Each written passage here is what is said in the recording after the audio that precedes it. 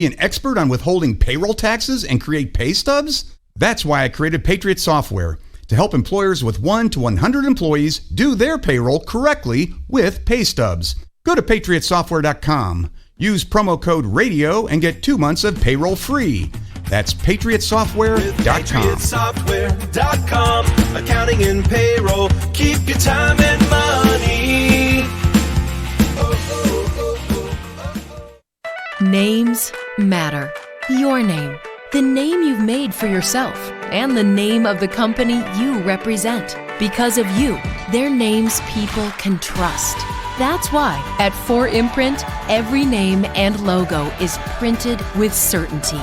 We pay attention to every detail because we know the way your name appears is the way it's remembered. So you'll know for certain that every item, from the right apparel to the most popular tech items, will be right the first time, on time, every time, at a great price, guaranteed. Because when you have passion, integrity, and certainty, the only name they'll remember is yours. Explore thousands of promotional products at 4imprint.com. That's the number 4, imprint.com. 4imprint. For certain. With colder temperatures on the way, keep your car running with Prestone Antifreeze. Only Prestone's superior formula works immediately, protecting your engine from the elements to keep your engine running better. So take on the winter with Prestone today.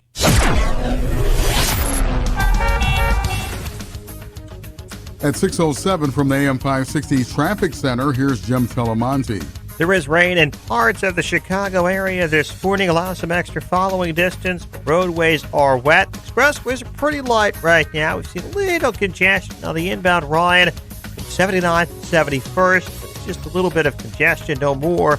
We see no delays at all on the Eden, Kennedy, or the Eisenhower. Outbound Eisenhower access to the outbound Kennedy now is scheduled to close next Saturday, 1 a.m. Stevenson looks good. No issues on I-57. Bishop Ford of the tollways. No problem. Report in northwest Indiana. We'll have concert traffic around Allstate Arena this afternoon. Tonight, Bulls traffic on the west side. Metro has an early getaway schedule. I'm Jim Telemonte on AM 560 The Answer. More of Chicago's Morning Answer comes your way next. Now your official Chicagoland weather forecast. Here's meteorologist Steve Williams. Clouds and breezy today, a few flurries. The high today 36. Windy tonight, snow at times accumulating up to an inch, low 26. Breezy tomorrow morning, otherwise it'll be a cloudy day. High tomorrow 32. I'm Steve Williams on AM 560, The Answer. Your next news update is at 6:30. Continuous coverage of news, traffic, and weather at 560theanswer.com. Chicago's Morning Answer continues now on AM 560, The Answer. This hourly segment is brought to you by The Mortgage Update with Dan Frio. Every Saturday morning at 7 on AM 560, The Answer. This is Chicago's Morning Answer with Dan Proft and Amy Jacobson on AM 560. The Answer.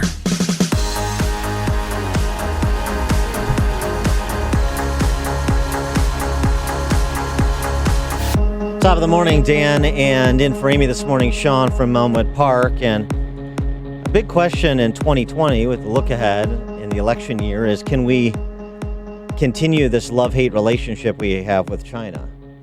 On the one hand, China is to be punished for unfair trade practices and intellectual theft, currency manipulation, and the like.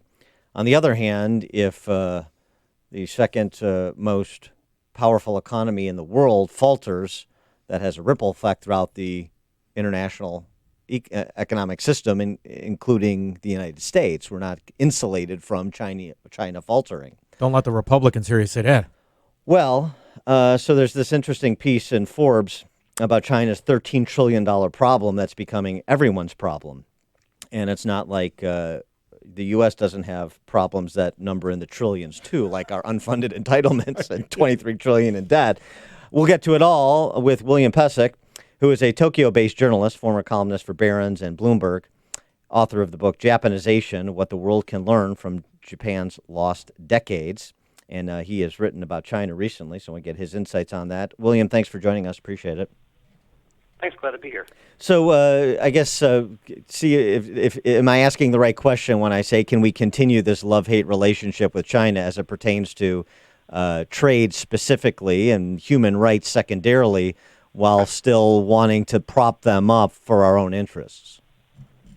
I mean, the answer is yes, we can. Unfortunately, because I think in the year ahead, we will see more clashes between the U.S. and China. I think what you're seeing from the Trump administration is, despite the economic fallout, I think President Trump thinks this has been a winner for him. And we are seeing China and the U.S. negotiating this Phase 1 deal, which doesn't change the underlying dynamics between the U.S. and China. It doesn't change the underlying problems. In your intro, you mentioned intellectual property rights.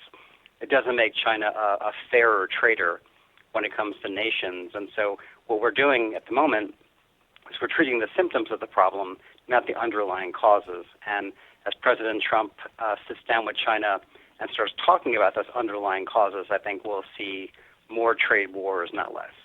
William, I'm one of those pesky capitalists, and I believe the only way to restrain totalitarian government is through the freedom of the citizens. So in my estimation, we've taken the exact wrong approach. I felt that China was being weakened by our trade, not strengthened, and weakened by their currency manipulation, not strengthened. As you see this acceptance and more of a populism growth around the world, do you think that totalitarian governments now are just the future, or is there a way to breed freedom? Well, I think where China is concerned, I mean, I've been in Asia for almost 20 years now, and I'm one of those naive souls that 20 years ago would have argued that the internet, capitalism, would change China. We've seen the opposite. China has changed the internet. China has changed capitalism. And I think that China is seeing its so-called Beijing consensus as a good alternative to the Washington consensus that the world has been based on these last 20 or 30 years. And I think what we've seen is China is still kind of bending the capitalist system to its benefit. We are seeing a kind of illiberal capitalism in China. And I'm not sure that that will change in the year ahead. I think, I agree with the premise of your question in that, Donald Trump certainly has diagnosed the problem. I just quibble with his answer. I think that the trade war that he's been waging for the last 2 years is something that might have worked in 1985. It worked with Japan to some extent in the 1980s and the 1990s. But in a globalized world, when you're dealing with an economy as large as China and one that is as symbiotic to the U.S. To U.S. prosperity as China, it's a very, very different animal. And I'm not sure that the Trump White House gets the extent to which it has actually strengthened Xi Jinping's hand and not weakened it. I want to go back to something George W. Bush once said. He used to say when he met with world leaders, he would ask them a single question. He would ask all of them at least this single question, which is, what keeps you up at night? And his answer from the Chinese president at the time was 20 million jobs. 20 million jobs annually. I need to create 20 million jobs every year in order to essentially preserve the regime, to prevent unrest. And I wonder if that's still the case. I wonder if there's any possibility that the revolt going on in Hong Kong has any prospect of reaching the mainland anytime soon. Well, I think the problem is, I would look at the problem from a different angle, in that we often think of President Xi Jinping as being the strongest Chinese leader in generations. But I think dramas in Hong Kong have shown his lack of omnipotence, if you will. It's shown the cracks of sort of the limits of his influence and the limits of his power. And I know that China is trying very, very hard to keep news from Hong Kong out of the mainland as best possible. But it is, in many ways, an embarrassment for the Chinese government at this point to see these protests going on for so long and to see the innovation with which the protesters are acting. And it is a very interesting dynamic for China. As they were advancing with the trade war on China, I was optimistic, hoping that they would open up the freer trade with the other Asian countries, and that to replace the detriment to our supply chain, there would be more trade from both Europe and other Asian countries. Instead, haven't they clamped that down as well? How does that look from your position of the world? I mean, they have. That is a good point. I mean, the one silver lining, if you will, looking forward, is in the last week, you've seen the Prime Minister of Japan meet with the presidents of China and South Korea. And that's a very, very rare trilateral summit, if you will. And I think it speaks to the extent to which the trade war is driving these Asian rivals together to some extent. I think that China and Japan and South Korea at the moment are putting aside some of their longer-running feuds, and they're realizing the extent to which they have to work together in the couple of years ahead to stabilize the region, stabilize economies. And I think that they're realizing where, certainly the target of the trade war is China, but Japan and South Korea have experienced very, very serious collateral damage. And as something else that's been going on, which is kind of interesting, is as President Trump has pivoted away from the Trans-Pacific Partnership, China is actually reaching out to a variety of countries around the region on a bilateral basis, to India, even Japan and South Korea. And so I think that's something that once the White House takes a deep breath and looks at that dynamic, they won't like that very much. Yeah, but at the same time, at least according to the export data I've seen, we've seen significant spikes in exports to markets like Vietnam and Singapore as some companies are readjusting their supply chains away from China. Exactly, and Indonesia and the Philippines and Thailand. But also, I think the Trump administration is realizing that as well, and they've begun to, in some ways, threaten Vietnam with sanctions as well. And you see that the Trump administration is also clamping down on a variety of countries in Asia, including Singapore, on currency grounds. So I think that's kind of an area to watch in the year ahead. Will Donald Trump add a currency war onto the trade war we've been seeing for the last couple of years? And I really do think that anyone who thinks that this kind of truce that you've seen at the end of this year between China and the U.S. is going to hold, I have my doubts. I want to get to something else, too, just maybe another crack in the communist regime in China, and that is the international attention, not probably what it deserves to be, but some at least, on their persecution of the Uyghur Muslim minorities there, what are described in painstaking detail as concentration camps. And I wonder if that could be something that is destabilizing as the world says to China, that we're not going to tolerate you persecuting people like that.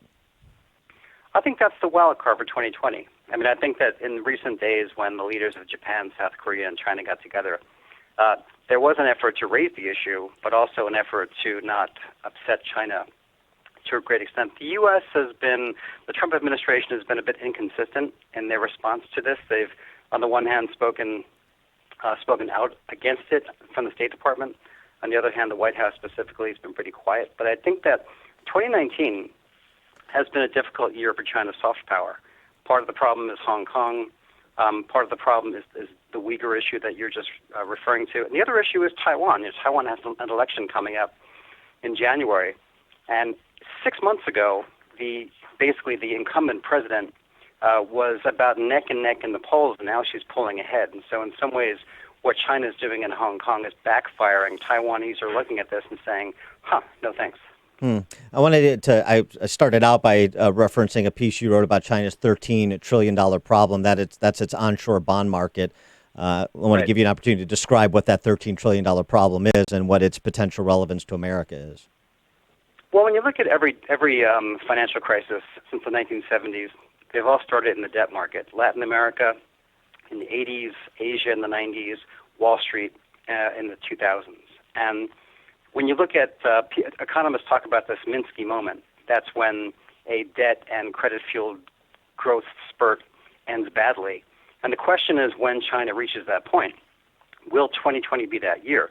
I'm not really sure, but when you look at the kind of credit increase we've seen over the last 10 years, China now has about $30 trillion U.S. in credit it's built up in the last decade rather. The onshore debt defaults have reached about $20 billion this year. Overall defaults are about $75 billion this year. Those aren't huge numbers for an economy China's size, but you've got about $200 billion of corporate debt maturing in the next 2 years. And then you have all these off-balance sheet vehicles. So in many ways, the opacity that is inherent to China means we really don't know the size of the debt problem. So when China does have this reckoning, the way Latin America did, the way Asia did, the way Wall Street did, every industrializing nation has this problem. When China hits a wall, it's going to come very suddenly, and it'll take the world by surprise. So, William, the same could be said for America. We've got this massive. I mean, ours we dwarf them. And here's been my concern. What I've been watching since we've done this is that the enemies, the economic enemies of America, have somewhat come together. And my big fear is that the Russians, the Chinese, the Indians, and the Iranians form their own sort of new hybrid currency. If that were to happen, will I be able to live through the apocalypse, or should I just buy my jumpsuit now?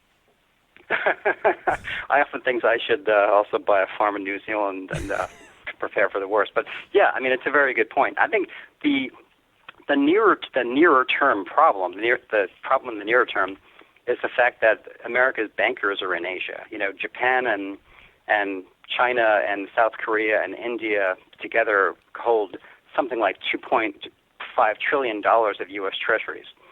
They could make quite a statement to the U.S. government at some point by not even selling those debt instruments, but just slowing their purchases. And so that could certainly happen. And I think that, you know, Donald Trump has been talking about how the dollar is too strong for a long time. If 2020 is the year in which he decides to start putting the moves on the dollar, he's already gone after the Federal Reserve. That is the reserve currency. That is the linchpin of the global financial system. And at what point do countries like China, Russia, Iran, do they get together and say, look, we just cannot be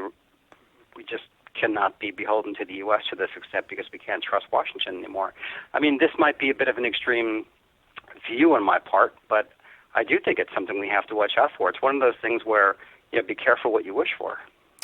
William Pesek is a Tokyo-based journalist, former columnist for Barron's and Bloomberg, author of Japanization, What We Can Learn from Japan's Lost Decades, and check out his piece in Forbes, which I'll tweet out, about China's $13 trillion problem he was just describing. William Pesek, thanks so much for joining us. Appreciate it. Thank you, James. And he joined us on the Turnkey.pro answer line. There's only one radio show in Chicago talking about today's biggest stories and telling you what they really mean.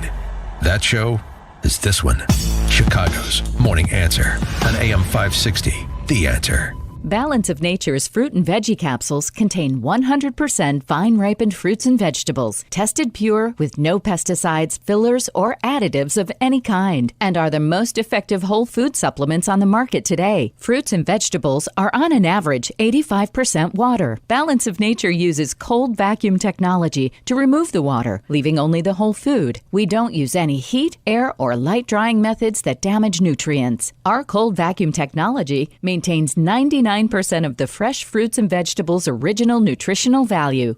This is the season that focuses on family, faith, and love. This holiday season, Balance of Nature is offering 25% off, a free travel set, and free shipping on your first preferred order of Balance of Nature. This will only be available until the end of the year, so don't wait. Call 800-2468-751 or go to balanceofnature.com and use discount code Chicago. Signature Bank is Chicago's fastest growing independently owned business bank. It's a bank where relationships still matter. Signature Bank knows your name and your story. I'm Dan Proft, and I know this because Signature Bank is my business bank. Hi, I'm Rick Blabalone, second-generation owner and CEO of Marketing Innovators and a customer of Signature Bank. Our family-run company was founded on the belief that connecting to people on a human level is the best way to build a great business. And when we were looking for a new bank, we didn't have to look far. We shared an office building with Signature Bank in Rosemont and quickly saw that they were truly locally owned and operated. That's why we partnered with Signature. And that relationship makes every business decision better and every communication clearer. Marketing Innovators looks forward to a long-lasting relationship with Signature Bank. Signature Bank is looking for their next success story. To learn more about turning your business vision into reality, visit signaturebank.bank. Signature Bank, helping local businesses succeed. Member FDIC, Equal Housing Lender.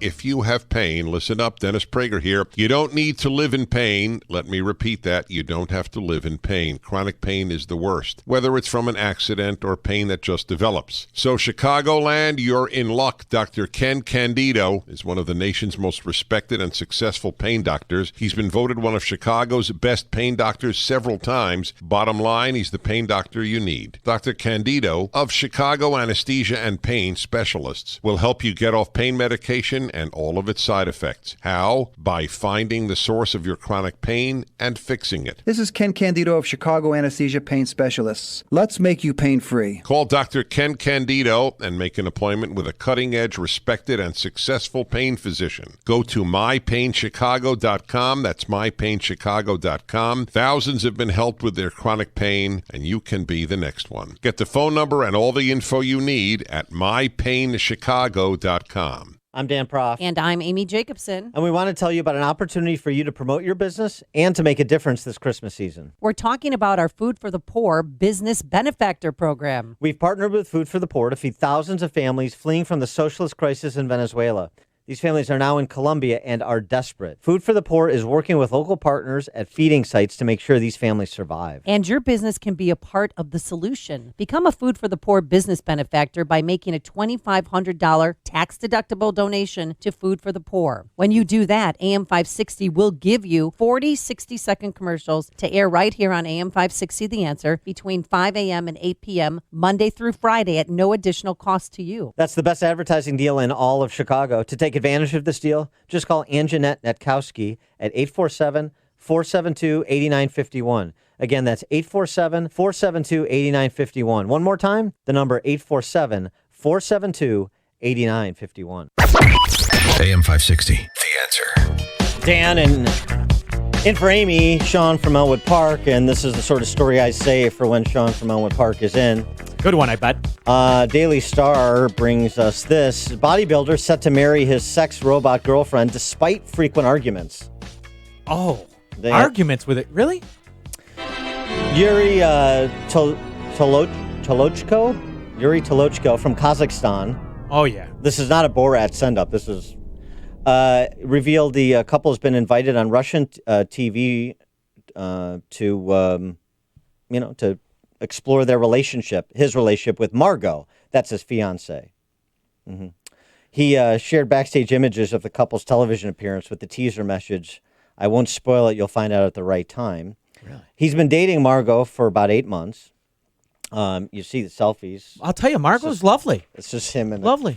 In a car, like riding in an Uber. Yeah. Like if they have Uber in Kazakhstan, I'm not sure. Where do you want to go? Anywhere you want to go. I mean, it seems like the perfect thing. Although, again, arguments, but he's going above and beyond, some would argue.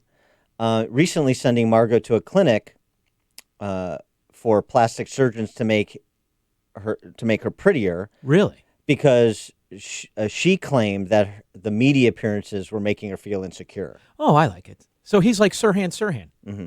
When I presented her a photo of the world, there was a lot of criticism. She began to develop a complex, so he decided to have plastic surgery. Yeah. That's Yuri explaining. You know, I was against those red flag laws, but maybe in Yuri's case.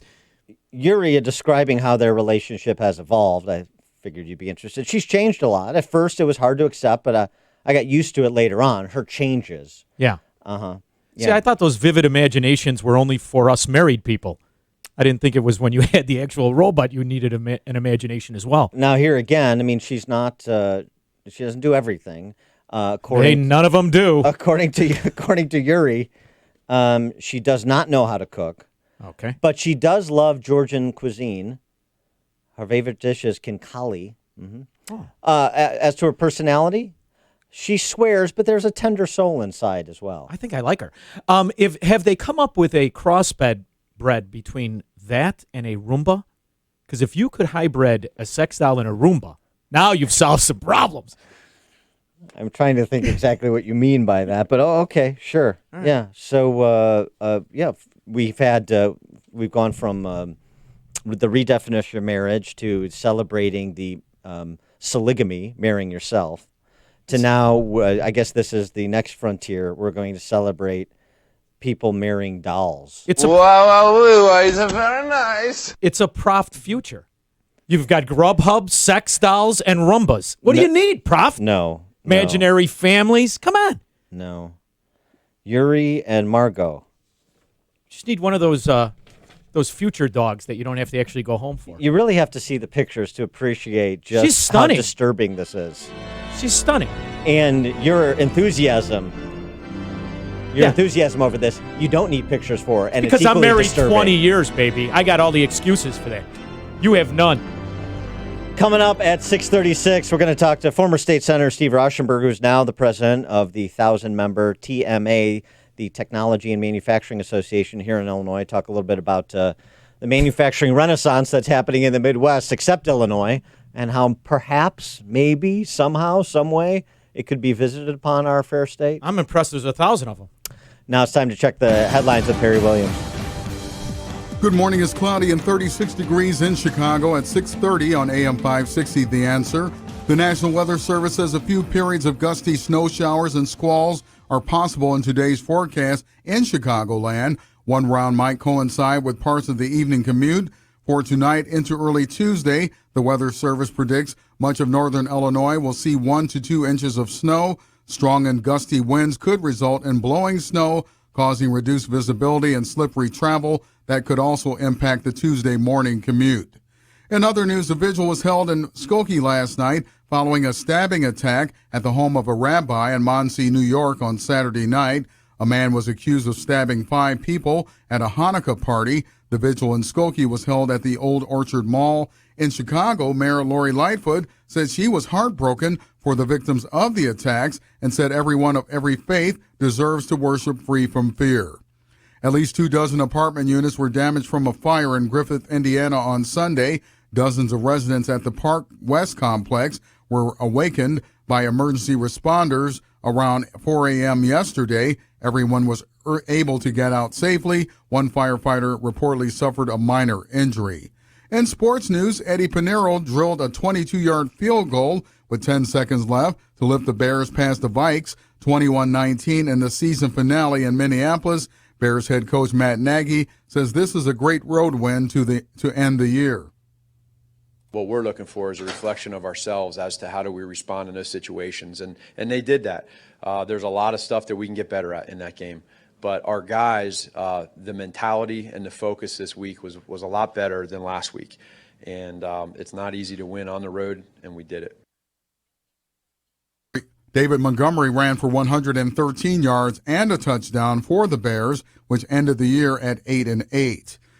Meanwhile, Dylan Strome and Eric Gustafsson scored in the third period as the Blackhawks rallied from a 2-goal deficit to beat the Blue Jackets 3-2 in a shootout in Columbus. Strome says the defense getting pucks into scoring zones really helps out. Good things happen when we get pucks through into the net and when we have guys there. They've been actually getting a lot of pucks through the past, I would say 4 or 5, 6 games, and then we haven't really had guys there. So we're working on it. We're trying to get there, and that's where we score goals. Robin Lehner logged 31 saves for the Hawks, who improved to 40 points. The Hawks will visit the Flames tomorrow in Calgary. This news report is sponsored by Rocket Mortgage by Quicken Loans. The weather gets better and the commute gets easier when you love where you live. The team at Rocket Mortgage knows that, and they can help make your dream home a reality. Rocket Mortgage, push button, get mortgage. AM 560 news time is 6:33. How bad is traffic? We'll have the answer in 2 minutes on AM 560, The Answer. Mike Gallagher is all in. I am one of the few who's never wavered in my support of Donald Trump.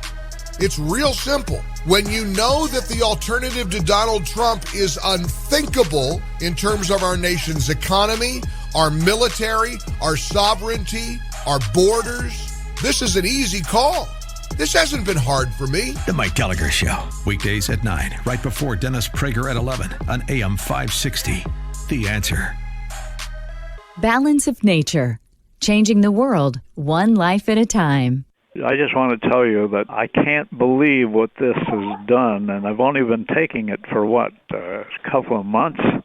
I don't know. I got to the point where I was very discouraged, and My energy was down, and I tell you, my wife says this stuff is wonderful. I feel so much better. My attitude is different, and my energy is good, and I can't tell you how much I appreciate it. This is the season that focuses on family, faith, and love. This holiday season, Balance of Nature is offering 25% off, a free travel set, and free shipping on your first preferred order of Balance of Nature. This will only be available until the end of the year, so don't wait. Call 800-2468-751 or go to balanceofnature.com and use discount code CHICAGO. This is Dan Frio with the Mortgage Update. The Fed did it again and helped push mortgage rates to yet another historic low. So are you holding off refinancing your home because you think rates may go even lower? Well, let me make your decision even easier. Let's refinance you now and take advantage of this opportunity. If rates drop more than 0.5% in the next 24 months, I will refinance you at the lower rate at no closing costs. Other lenders state that they'll refinance you, but watch out for the fine print. So if you have a conventional loan that's over 4.75 or FHA or VA loan over 4.5, you have nothing to lose and thousands to save. So find out how much you can save. Just pick up the phone to call me personally. That's 844-775-LOAN. That's 844-775-LOAN. Or find me on the web at windmortgage.com. Parkside Lending, LLC is an Illinois residential mortgage licensee and an equal housing lender. NMLS 176162.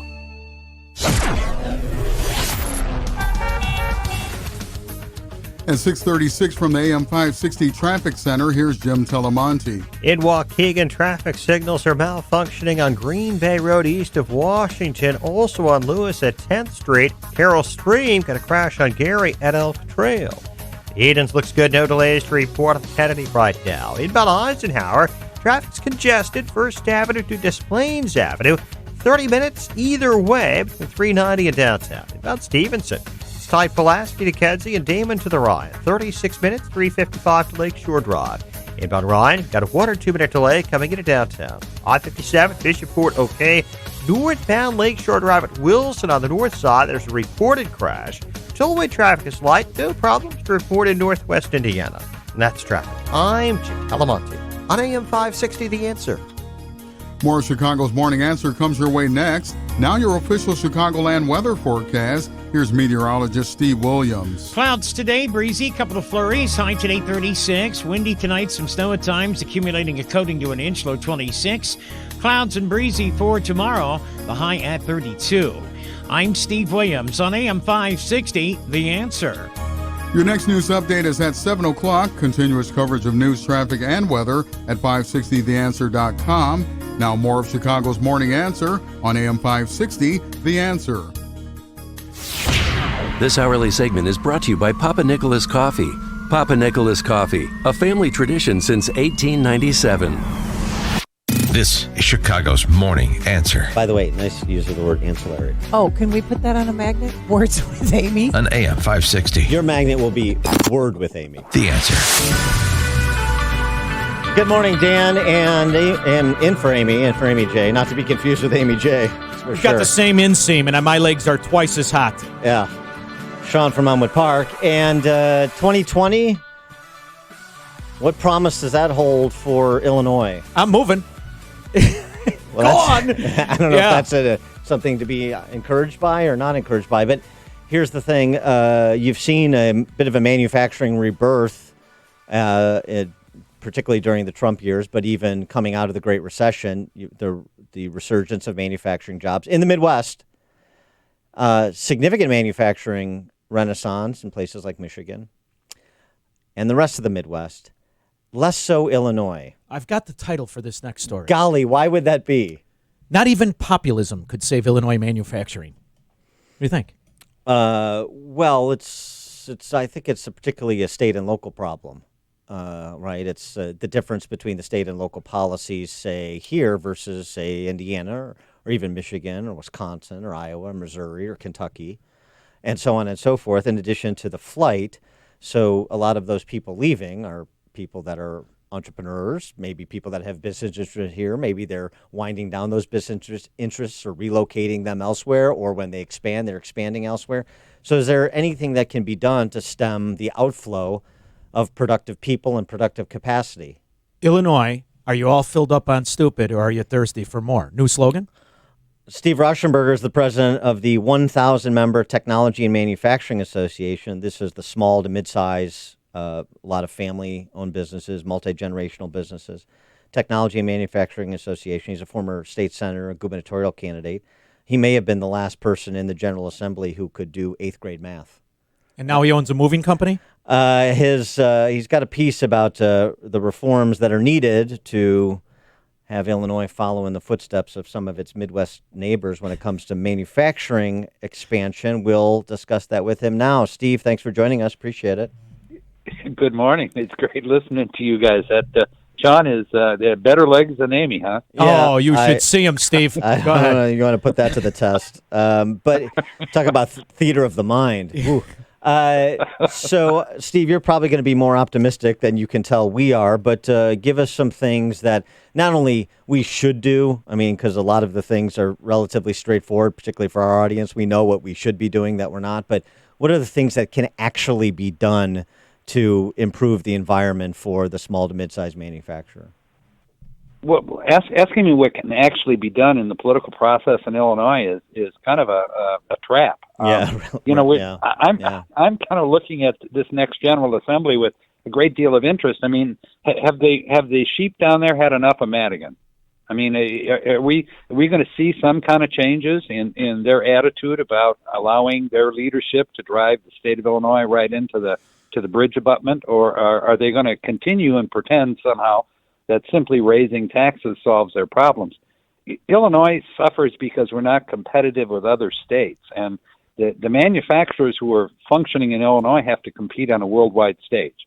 So excess taxation, additional litigation costs from work comp, from product liability, the rainstorm of new regulations involving the employee-employer relationship where there weren't any problems to begin with.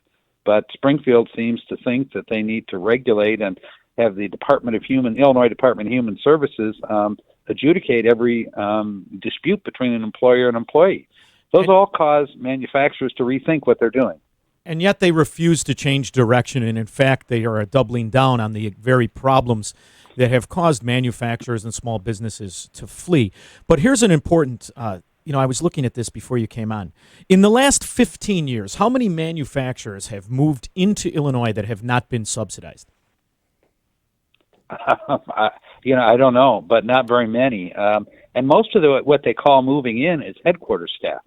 I mean, Boeing moves 300 headquarters staff, but decides to build their next plane, not in the East St. Louis area in southern Illinois, where they had an old plant, but they decided to build it in South Carolina. Yeah. So we may be getting some headquarters by subsidizing so that they can participate with the Shakespeare Festival and Navy Pier and be involved with the Art Institute. We're not getting the production workers.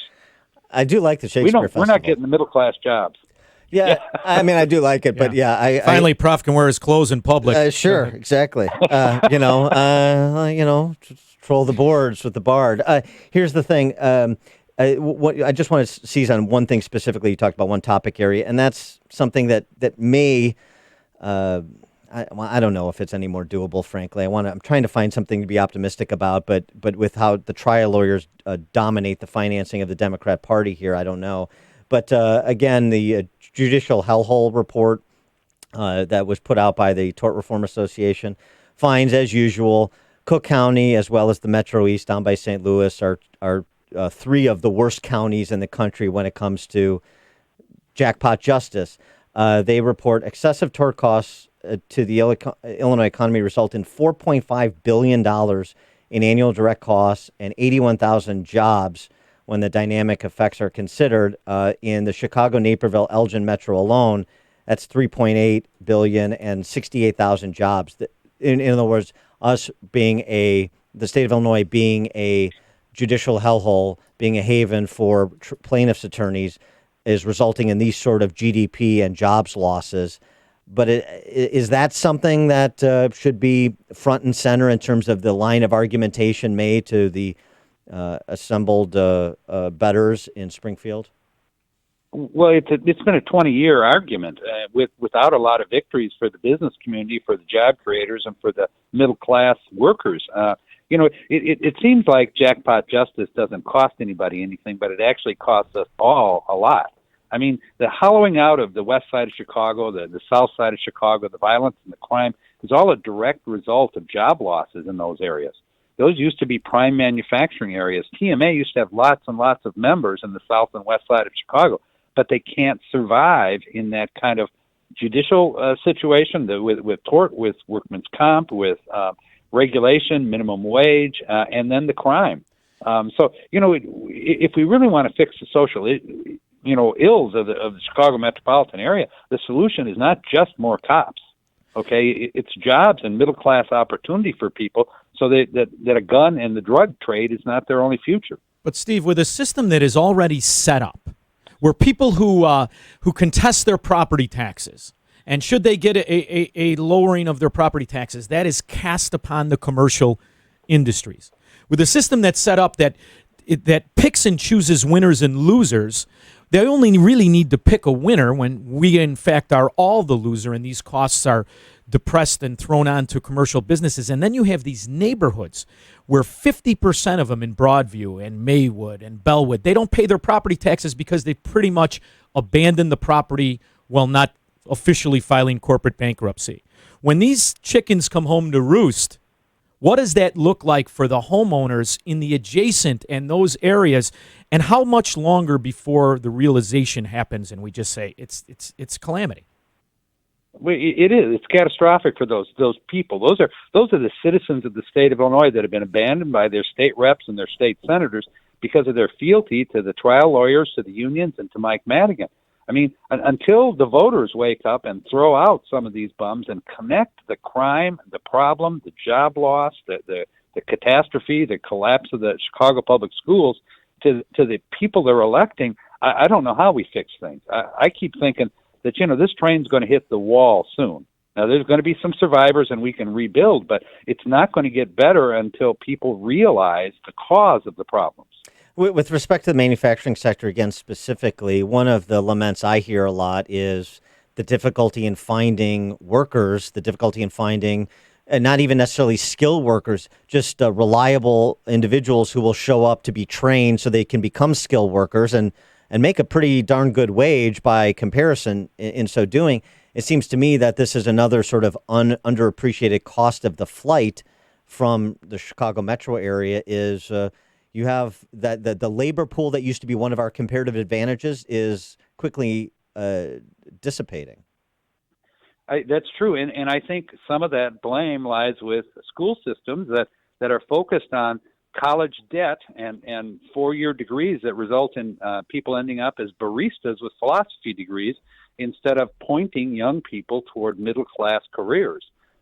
It's a two-tiered story. The good part of this is that we've got this huge group of skilled workers who are over the age of 50 who kind of are the core of Illinois manufacturing. The problem is we've got this hole underneath them where for the last 15 years, school counselors and parents have been pushing kids into 2-year and 4-year education that results not in them not having the job skills or the ambitions necessary to kind of continue the tradition. So we've got this gray tsunami of retiring skilled workers and a problem underneath because we don't have enough focus. So is this true? Flight's part of it, and education's a big piece. Is this an opportunity for groups like TMA to partner with the trade unions, not just to train individuals in the ways that the schools used to do but are not, but also to exercise the political muscle necessary to change policy? I would hope so, but part of the problem is the union leadership is more focused on unionizing non-union workers than they are on reestablishing Illinois as a center. A lot of the trades are focused around construction, and construction's not portable. You can't build your airport in another state. Mm-hmm. You can't rebuild your road. So they have a little bit of a different attitude where manufacturing is worldwide competitive. You can take the blueprints for a part and you can put it online and you can have hundreds of manufacturers take a look and bid on it. So Illinois manufacturers are winning those bids, but they're at risk as we keep piling on costs that don't result in any increase in productivity or better conditions for workers. We're at risk of losing those bids. Illinois Republicans were essential in doubling the gas tax. Illinois Republicans have sat idly by as the Illinois Democrats have run roughshod over the citizens of Illinois. We've got 21 new taxes, 21 new ones that are going to hit us in 48 hours. What the hell good are the Illinois Republicans that sit in office right now? Not much. I mean, the idea that they're not out talking about the solution to everything is more taxes. The fact that they're not holding hearings or discussions about how to cut the state budget or offering a policy alternative for people to grasp onto is the biggest problem. The leadership down there is apparently comfortable with the minority status. Well, they've become quite rich. Some of them. Some of them, yes. Yeah. Jeez. I've got some good news for you, Steve. This is the way everybody can get through this. 34 medical marijuana stores are going to open in Chicago in 48 hours, too. So that should solve some of our problems, or at least blunt them, pun intended. Yeah. Can't beat them. You might as well get high, Steve. Where do you want to meet? I just love it. On LinkedIn, that's all the state reps and state senators are talking about is the expansion of gambling and marijuana, legal marijuana. I mean, they've solved the world's problems. You know, just on this marijuana piece, because this came up in some of the manufacturers where we broadcast our show last year, as this was the prospect of this occurring in 2020. And that is, boy, this is creating a real concern for manufacturers, for particularly those that have drivers on the road, moving their products and so forth, because of the liability exposure. And I wonder what you're hearing from your members. There's a lot of concern, and it's not just manufacturers of drivers, it's manufacturers that have people operating $1 million equipment that if you bypass the safety or make a mistake could injure somebody. So that keeping a safe workplace in an environment in the state of Illinois where it seems like anything goes, and that if you improperly test or if you're unfair to your employee in the way the state of Illinois sees it, you're going to get hauled before the Illinois Department of Human Services. I mean, it's a catch-22 again. It's a solution in search of a problem. With respect to just thinking about that, the manufacturers, I mean, you mentioned the cost of doing business here and how it's precipitously higher than our neighboring states, and making it more difficult to compete. I mean, basically, if you're a manufacturer that's not selling on quality, then you really can't afford to be in Illinois for very much longer, can you? No, and I don't think there's any left that don't sell on quality. I mean, I think that the real beauty, the renaissance we've seen in the last 10 years is small manufacturers, owners, and families investing in new equipment and upgraded technology to stay competitive worldwide. So we've won that battle. Now the risk is that the public policy is going to make all of that investment a waste. He is Steve Rauschenberger, president of the 1,000-member Technology and Manufacturing Association, former state senator, gubernatorial candidate. I'll tweet out his piece about the reforms needed to rebuild Illinois' manufacturing community. Steve, thanks as always for joining us. Appreciate it. All right, great show. Talk to you guys later. Thank you. He joined us on the Turnkey.pro answer line. Before you see it on TV, share it on Facebook, or read about it in the paper, hear it here first. This is Chicago's Morning Answer on AM 560.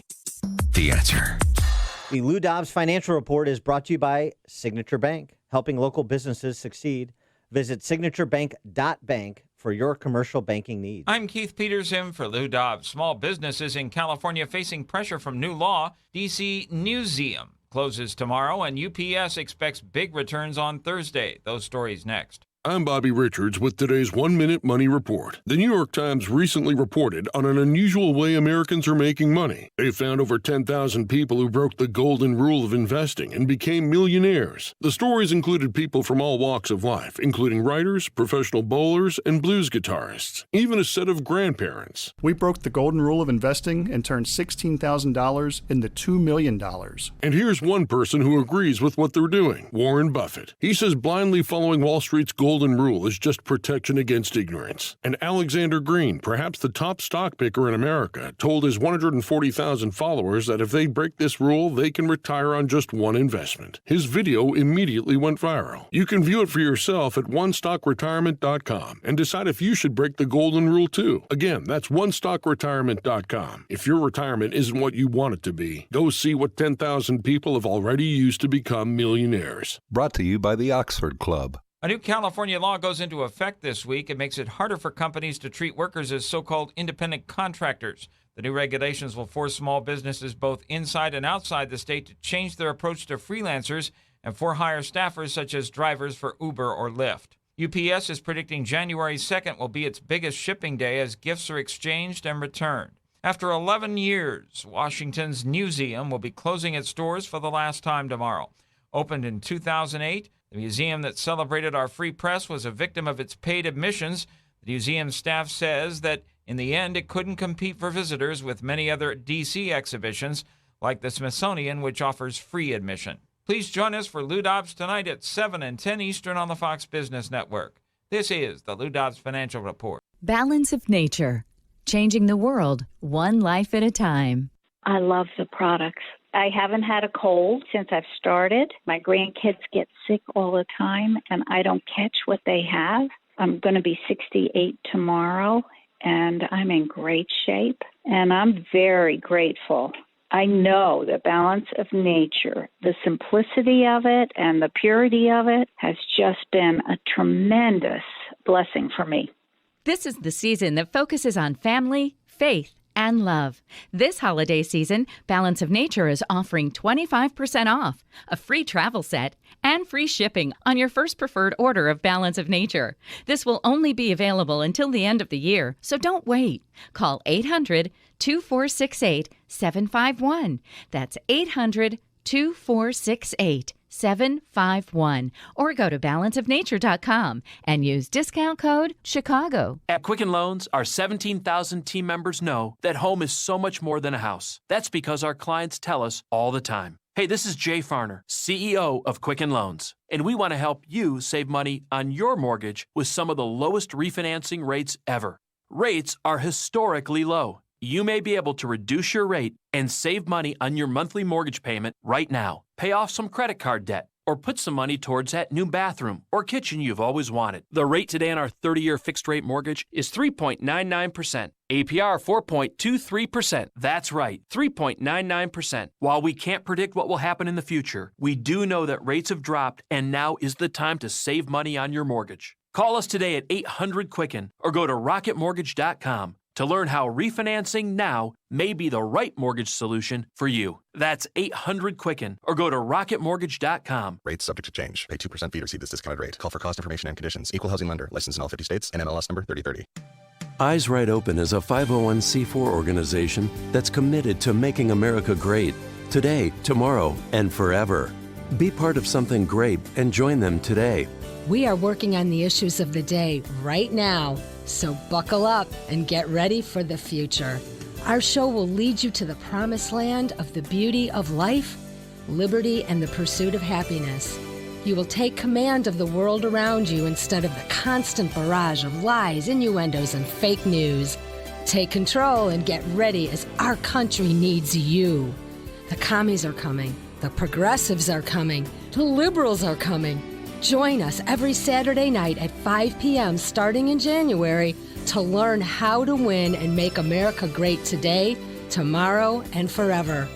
Eyes Right Open. Join us. Eyes Right Open is a new program starting in January right here on AM 560, The Answer.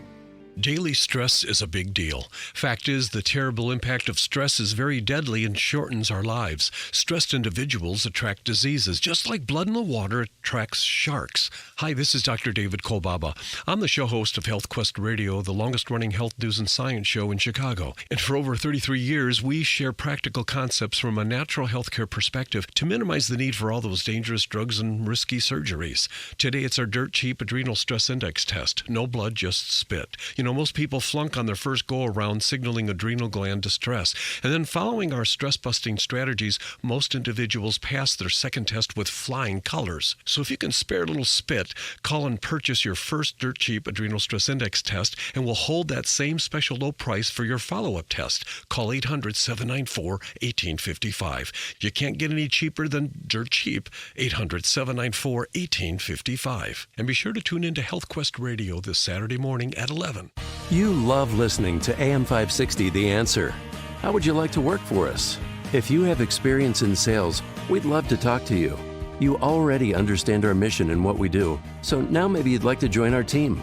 If you have sales experience, and specifically if you understand digital marketing, we might have a job for you. If you love us, come join us. It could be a life-changing opportunity for you. For more information, just go to the Careers tab at salemmedia.com.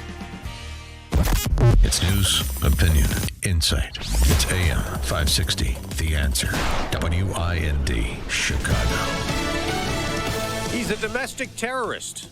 I'm Dave Anthony, Fox News. That's what New York's Democratic Governor Andrew Cuomo calls the attacker who stabbed and wounded 5 people at a rabbi's home Saturday night in Muncie, north of New York City, during a Hanukkah celebration. This is an intolerant time in this country.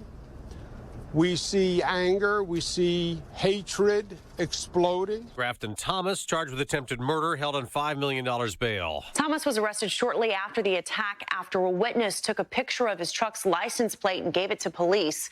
Reports say he was covered in blood and tried to wash it off with bleach. Family and friends say he suffers from mental illness. The New York Post is also reporting he may be tied to another synagogue attack. That's Fox's Jackie Ibanez. In Texas, a man with a shotgun opened fire during a Sunday church service. The pastor of the church in White Settlement says it destroys my heart. And when I say destroys it because there is evil in this world. Brett Farmer says it could have been worse. Armed churchgoers and a volunteer security team fired back and within 6 seconds shot and killed the gunman before he could kill others. A Democrat in Congress who's long fought for civil rights, now battling pancreatic cancer. John Lewis says he has a fighting chance thanks to medical advances. The U.S. has gone on the attack in Iraq and Syria. Fox's Rachel Sutherland live in Washington. Dave, the U.S. launched a series of airstrikes in Syria and Iraq after the death of an American contractor in a rocket attack. 5 locations were targeted, 3 in western Iraq and 2 in eastern Syria. Defense Secretary Mark Esper warning more could be on the way. To ensure that we act in our own self-defense and we deter further bad behavior from militia groups or from Iran. An Iranian-backed militia is vowing to take revenge for what it calls the aggression of evil American ravens. Iran calling the airstrikes an act of terrorism. Dave? America's listening to Fox News.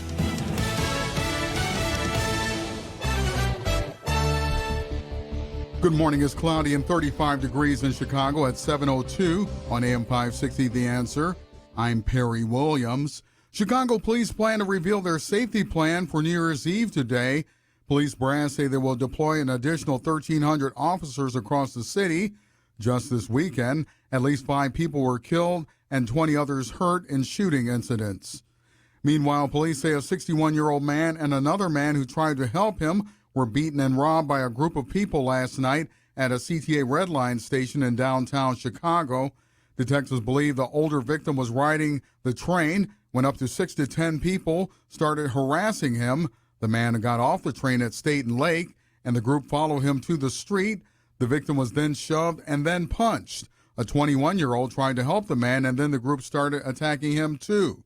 The suspects took the older man's bag and the younger man's cell phone. Both victims suffered cuts to the face and are in good condition. No one is in custody. Illinois is set to enact its first minimum wage increase in several years. On January 1st, it will go up by $1 to $9.25 an hour. This is the first step in a 5-year process towards the $15 minimum wage. Another 75-cent increase will take place in July. The minimum wage will increase another $1 at the start of each new year until 2025 when it hits $15 an hour. Concerns from environmentalists are increasing as the number of wind farms in Illinois are erected. Reports say the state ranks 6th in the country for the number of operational wind turbines. Federal experts predict that the state could produce enough wind energy by 2030 to power the equivalent of over 7 million average homes. Environmentalists say wind turbines impact wildlife, including bats and birds. Some say they're an eyesore and worry about property values.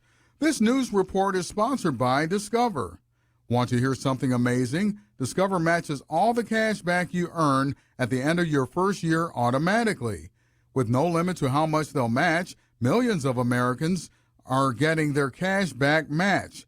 Discover Cash Back Match. What are you waiting for? Learn more at discover.com/cashbackmatch.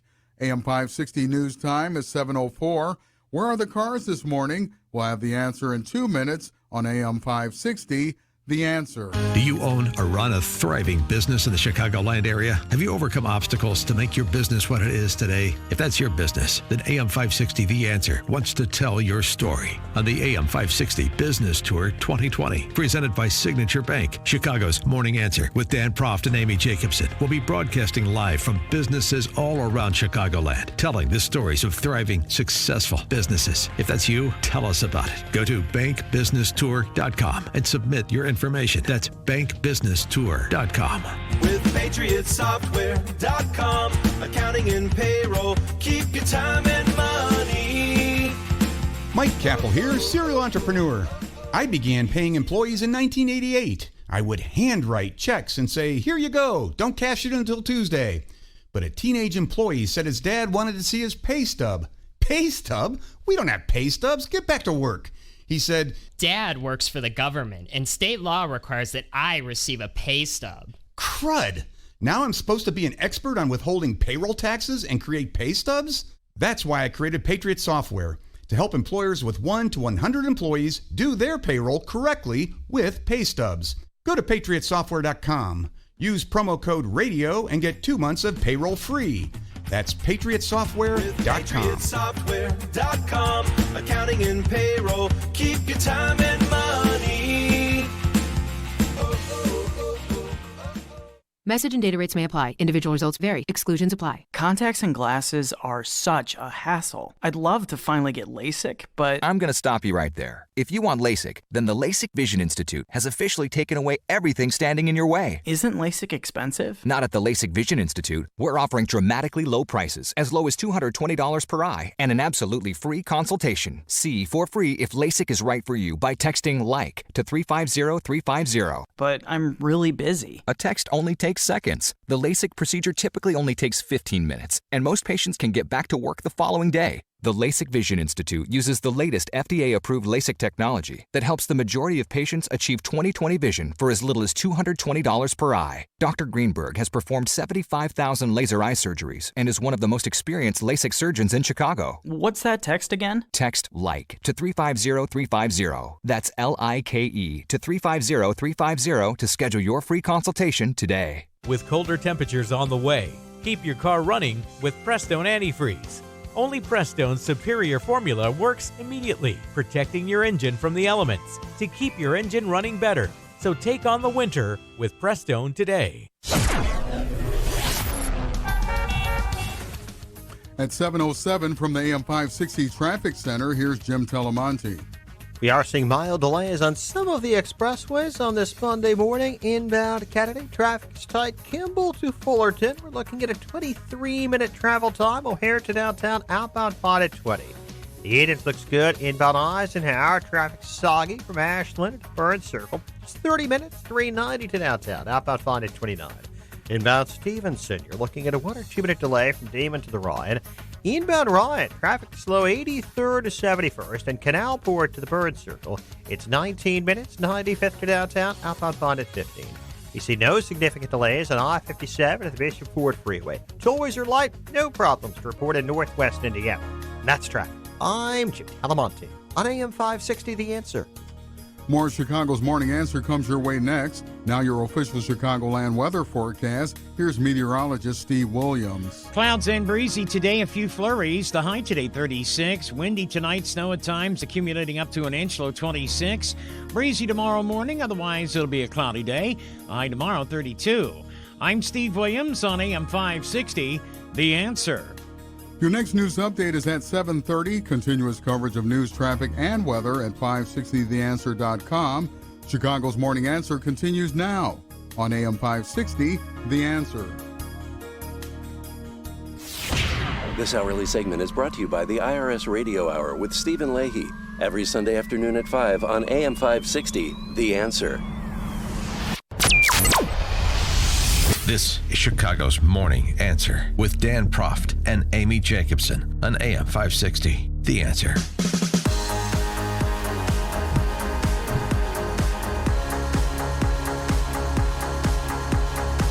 Top of the morning, Dan, and in for Amy this morning is Sean from Elmwood Park.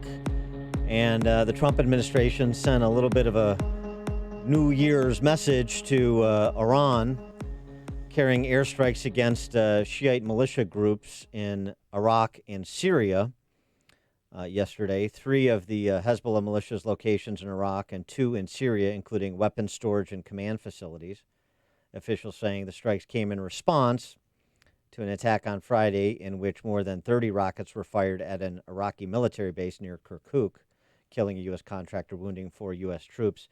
For more on this rolling conflict and the others that we should be looking forward to dealing with in 2020, we're pleased to be joined again by Lieutenant Colonel Jim Carafano, VP of the Catherine and Shelby Cullom Davis Institute for International Studies at the Heritage Foundation, author of books including Wiki at War and Private Sector Public Wars. Jim, thanks for joining us. Appreciate it. Hey, great to be with you. Happy New Year. Happy New Year. So what about these strikes in Syria and Iraq? Well, they certainly were proportional. I mean, these were militias that intentionally targeted places where they knew there were Americans. And so for the U.S. to take that kind of response certainly makes sense. Look, not to throw rocks at the last administration, but we could debate the wisdom of going into Iraq to begin with. We can certainly critique the occupation afterwards, which was incredibly badly executed. But the reality was is in 2008, we reached a pretty good place there.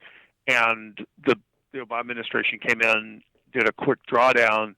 And the result of that is we never really cemented in place the kind of governance and security structure that would have made Iraq really a resilient state. And so first there was the revival of ISIS. Now there's the incursion by Iranian influence. And we're at a place today where the best that we can hope is a relatively stable, neutral Iraqi state.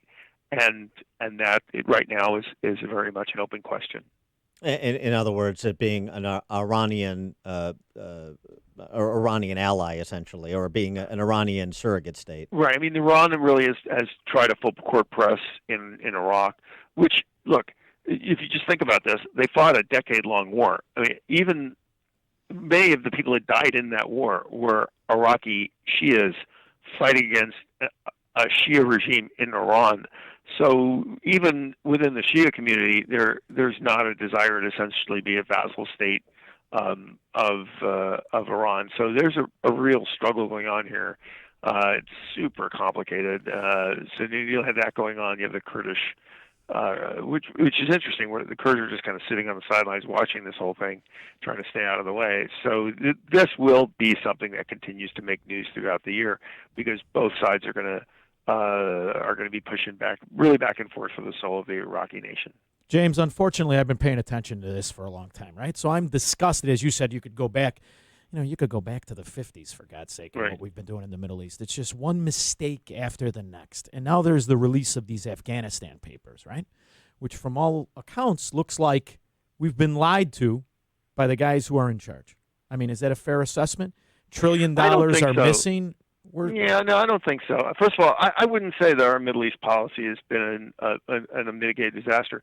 Our basic vital interests in the Middle East are just that the United States continues to have access to the region. The region is a problem for the larger world. And, by and large, that for decades, the U.S. has achieved that. And at a relatively modicum cost. We haven't gotten nearly as deeply engaged in the Middle East until we did the Iraqi incursion, which, again, we could all debate the wisdom of that, as we are in other regions of the world. And Afghanistan, first of all, I think that article was just cherry-picking. Again, what are our interests in Afghanistan? That the Taliban don't roll back, have another sanctuary, and destabilize the region. That goal's been maintained for a decade. So, yeah, there have been serious sacrifices, stupid mistakes, and all kinds of other things, but have America's vital interests been compromised in either place? I think the cold reality is that, no, not really. Speaking of destabilizing forces, you had 2 attacks over the weekend from apparently from 2 different terrorist groups. Al-Shabaab in Somalia, of course, an Al-Qaeda affiliate, 90 killed in a truck bomb in Mogadishu, 90 plus maybe.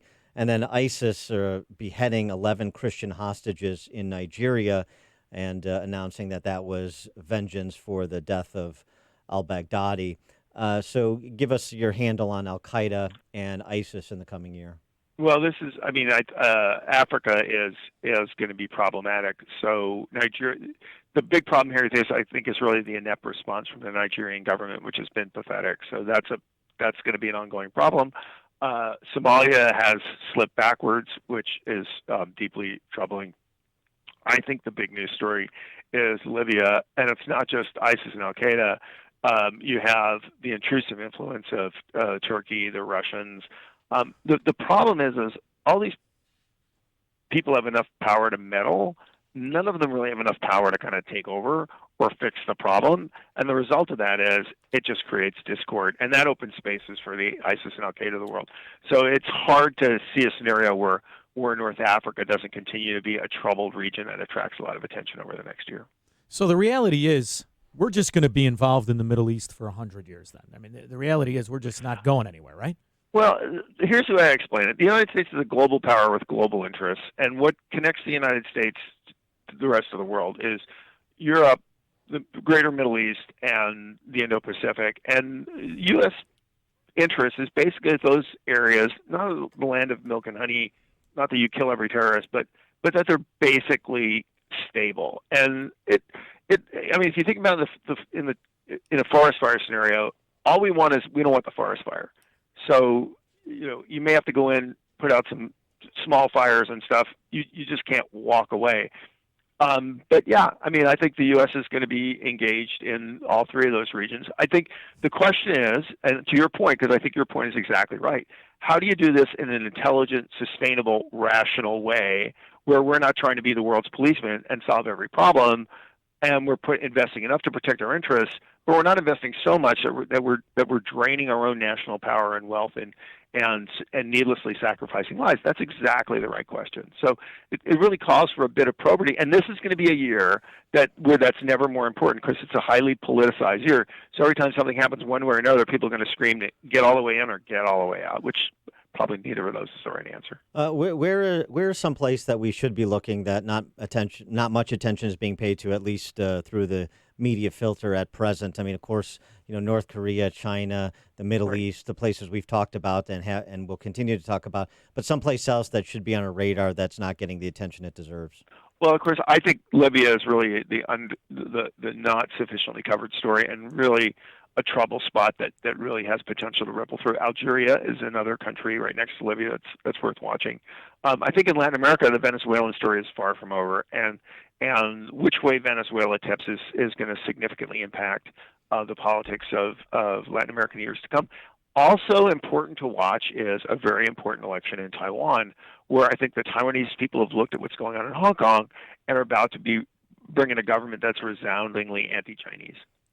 I wanted to get your reaction to this New York Times story on Navy SEAL Eddie Gallagher, the featuring testimony from SEALs on his team, who the SEALs who initially turned Gallagher in. The guy is freaking evil is the headline that was being trumpeted throughout the Beltway media outlets this weekend.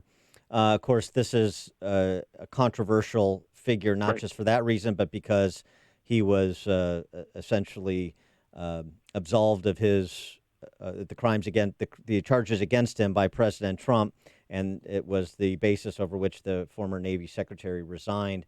Does that New York Times story change your view on Trump's decision with respect to Gallagher? I don't think so. It actually sounds consistent with a lot of other things that I think have been publicly discussed. Gallagher was no choir boy. He also had multiple deployments, and that you could obviously see that was wearing on him and his other compatriots and their ability to do their job. We really pushed those guys to the limit. And, I go back and we wrote a long piece on this in the Daily Signal, which is the Heritage website news source, where I had several folks who, like me, are retired military folks and also have been involved in UCMJ, also active in talked to UCMJ lawyers and stuff. I think our relative consensus was, look, if at the end of the day, when everything had been done, the president had decided to want to act, that would have been appropriate. Probably not a good. It's not a good precedent for the president to be jumping in, even well-intentioned, hearing from people about this case. He should have let the system run its course, and that's always, I think, the preferential answer. He is Lieutenant Colonel Jim Carafano, Vice President of the Catherine and Shelby Cullom Davis Institute for International Studies at the Heritage Foundation.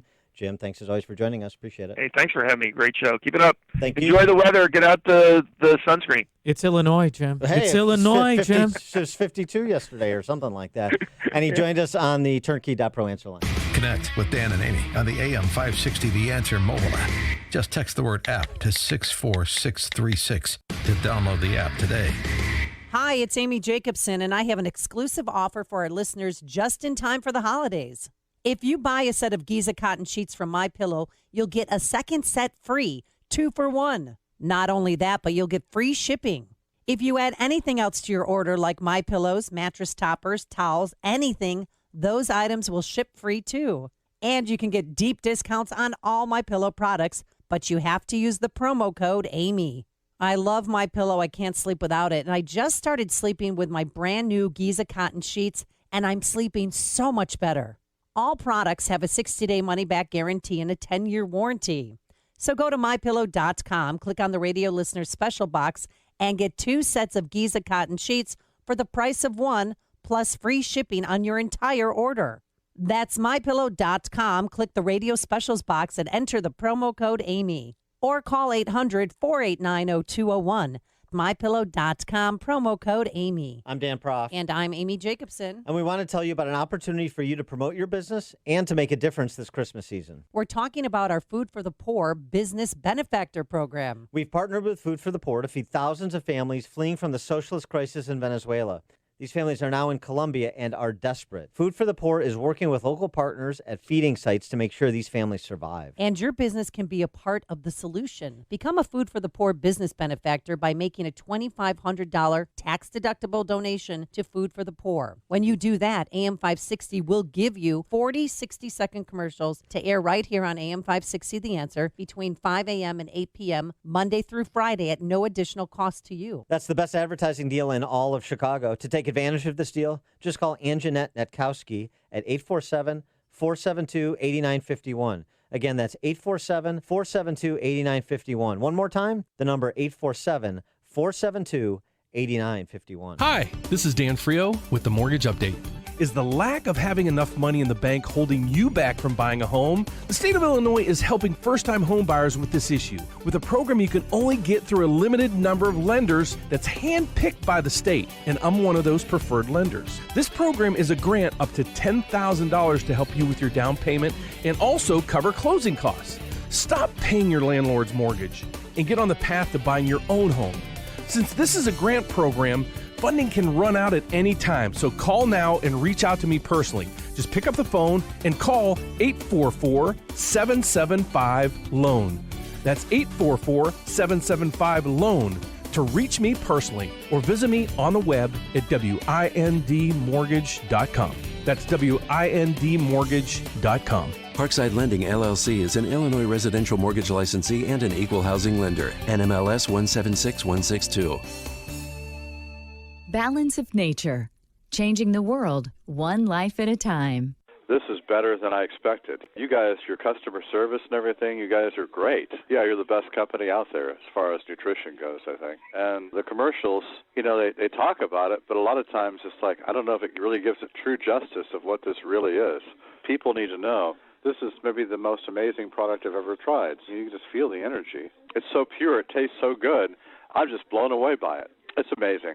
This is the season that focuses on family, faith, and love. This holiday season, Balance of Nature is offering 25% off, a free travel set, and free shipping on your first preferred order of Balance of Nature. This will only be available until the end of the year, so don't wait. Call 800-2468-751. That's 800-2468-751. Or go to balanceofnature.com and use discount code Chicago. AM 560, The Answer. Top of the morning, Dan, and in for Amy J is Sean from Elmwood Park, John from EP.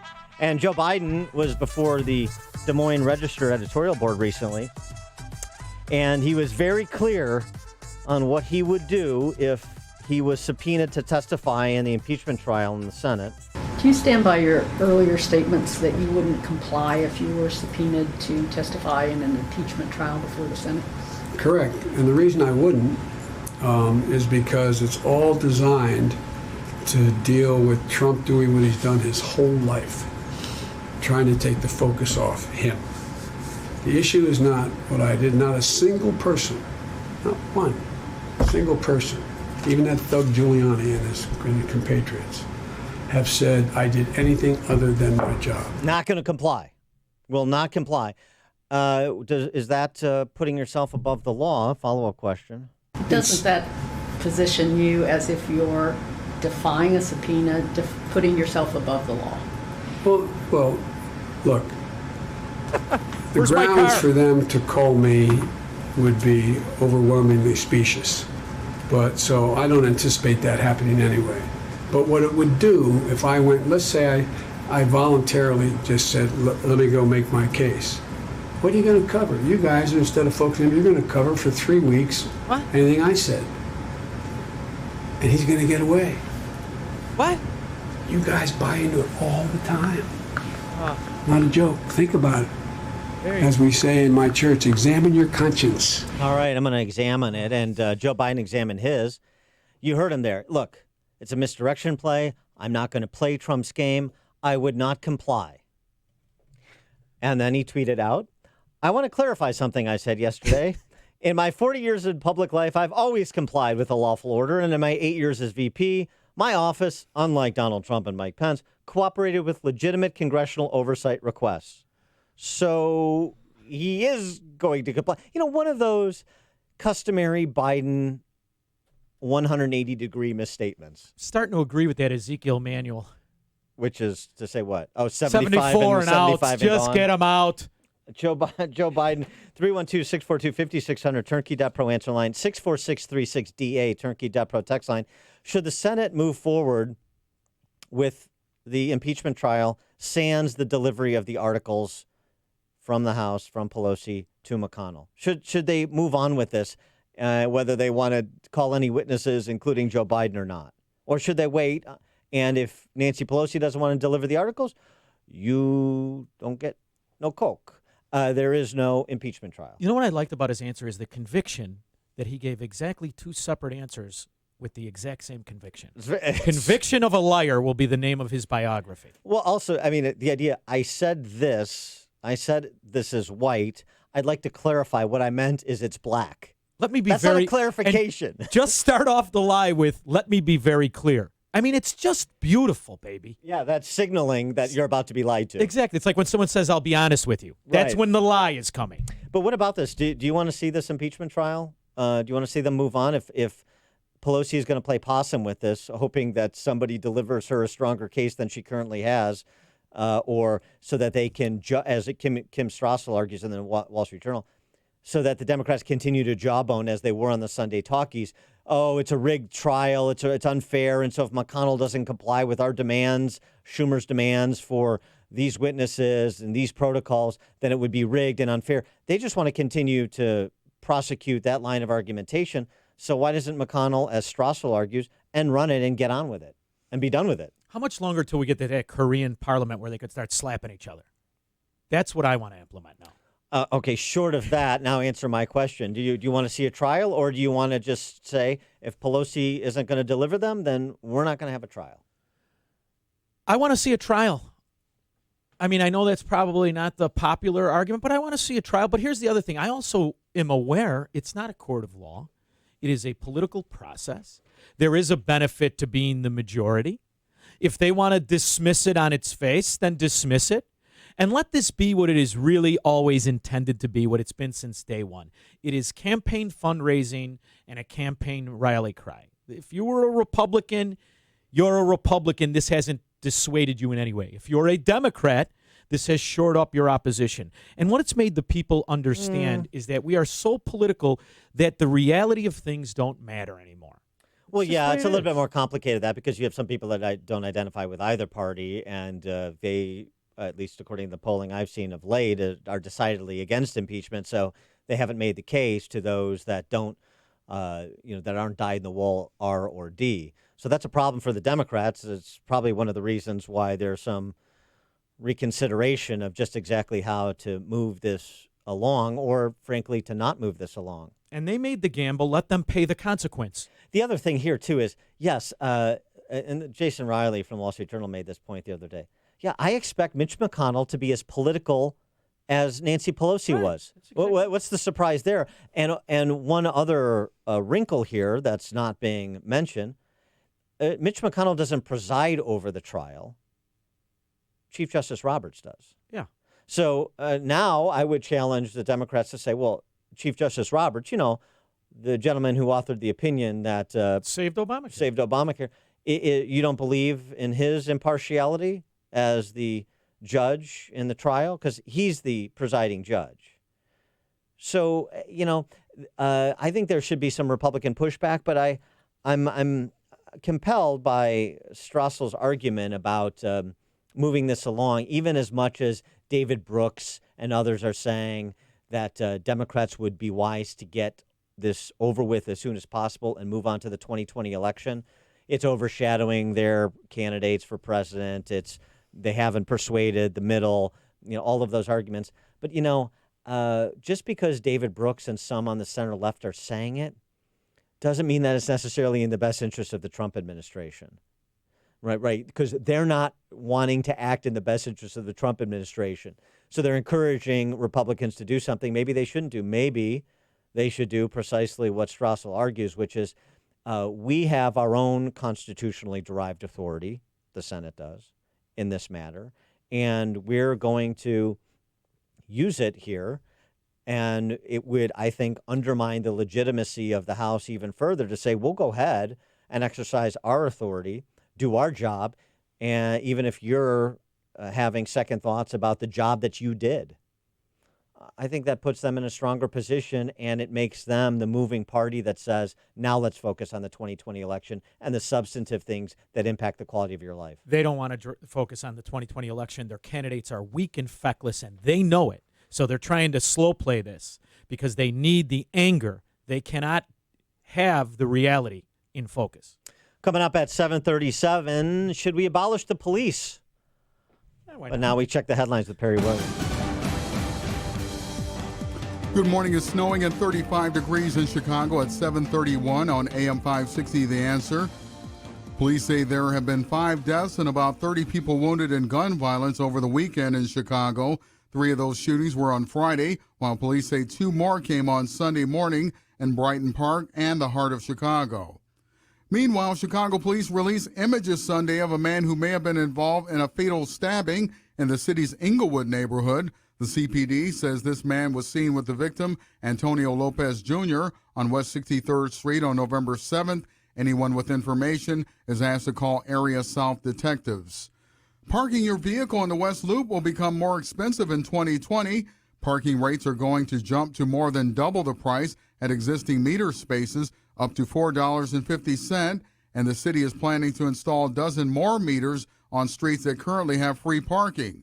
The Sun-Times reports even though the mayor's office said as recently as last Monday that the changes would take effect on January 1st, the city's finance department has clarified that the changes could take months to implement. The Bulls will be back in action tonight. They'll host the Milwaukee Bucks. The Bulls are 13-20 on the season. In college bowl action, Illinois will take on Cal in the Red Box Bowl in Santa Clara today. In college basketball action, Illinois took down North Carolina A&T 95-64 at home. Notre Dame rolled to an 82-56 win at home against Alabama A&M. DePaul will host Seton Hall today. This news report is sponsored by Liberty Mutual Insurance, where you only pay for what you need. The message Liberty Mutual Insurance customizes your coverage so you only pay for what you need is brought to you by Liberty Mutual Insurance, where you can customize your coverage so you only pay for what you need. Liberty Mutual Insurance. AM 560 News Time is 7:33. How bad is traffic? We'll have the answer in 2 minutes on AM 560, The Answer. Winter stinks. Snow, ice, freezing temperatures, more snow. Escape Chicago and join Dan Proft and Amy Jacobson in Huatuco, Mexico. You'll stay at the Secrets Huatuco Resort and Spa from March 28th through April 4th. It's a beautiful, adults-only, unlimited luxury resort located on Conejos Bay. Don't wait to book your Passport to Paradise trip with AM 560 and Apple Vacations. Visit 560theanswer.com/passport. Presented by Joe Cotton Ford. Balance of Nature. Changing the world, one life at a time. I was having a hard time breathing. It was hard for me to put one foot in front of the other. It was just awful. I feel 100% better. I mean, I can breathe. I don't feel that weight on my chest anymore. My head feels clearer, and my husband can tell that I've seen more up about things. So for me, the fact that I feel better and my husband can tell my head is better, I'm just like singing from the rooftops about that. This is the season that focuses on family, faith, and love. This holiday season, Balance of Nature is offering 25% off, a free travel set, and free shipping on your first preferred order of Balance of Nature. This will only be available until the end of the year, so don't wait. Call 800-2468-751. That's 800-2468-751. Or go to balanceofnature.com and use discount code Chicago. Christmas, a beautiful time of the year to create memories with your family and friends. So why not start a new holiday family tradition with a ride to Gobert's Pumpkin Patch in Pingree Grove?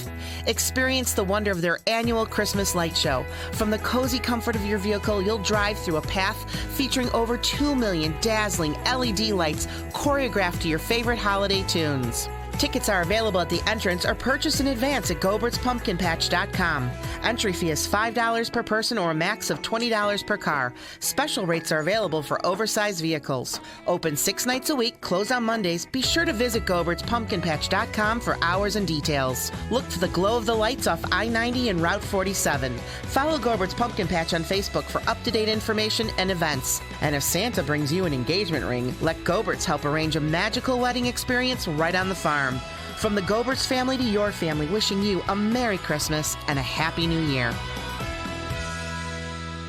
It's open enrollment season, and MediShare is a Christian healthcare sharing ministry that saves most families about $500 a month. Google MediShare and see if it is a fit for you.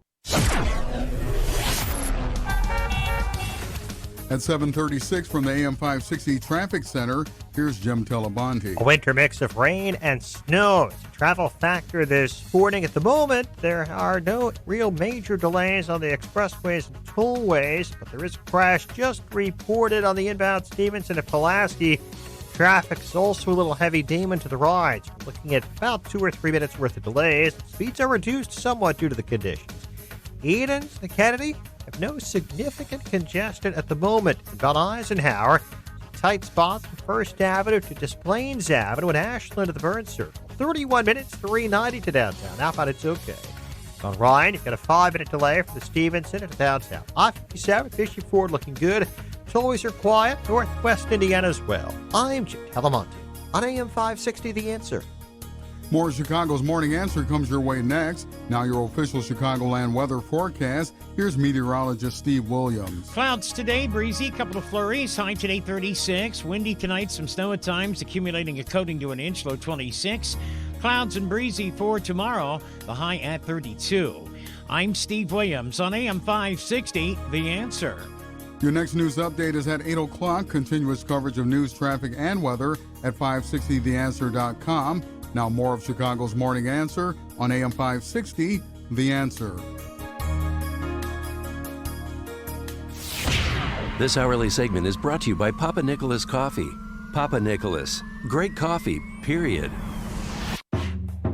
Only the biggest stories, only the biggest guests, and only the biggest opinions. This is AM 560, The Answer. Top of the morning, Dan, and in for Amy J is Sean from EP.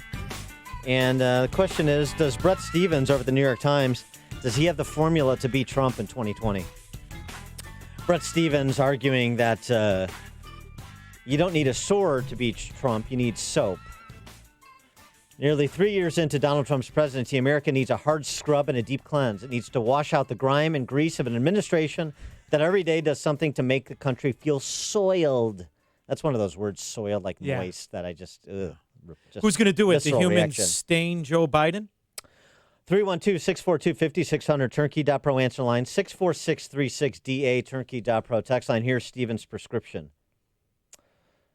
Smart infrastructure spending, new taxes on carbon offset by tax cuts on income and saving, modest increases in taxes on the wealthy matched to the promise of a balanced budget. What these proposals lack in progressive ambition, they make up in political plausibility and the inherent appeal of modesty.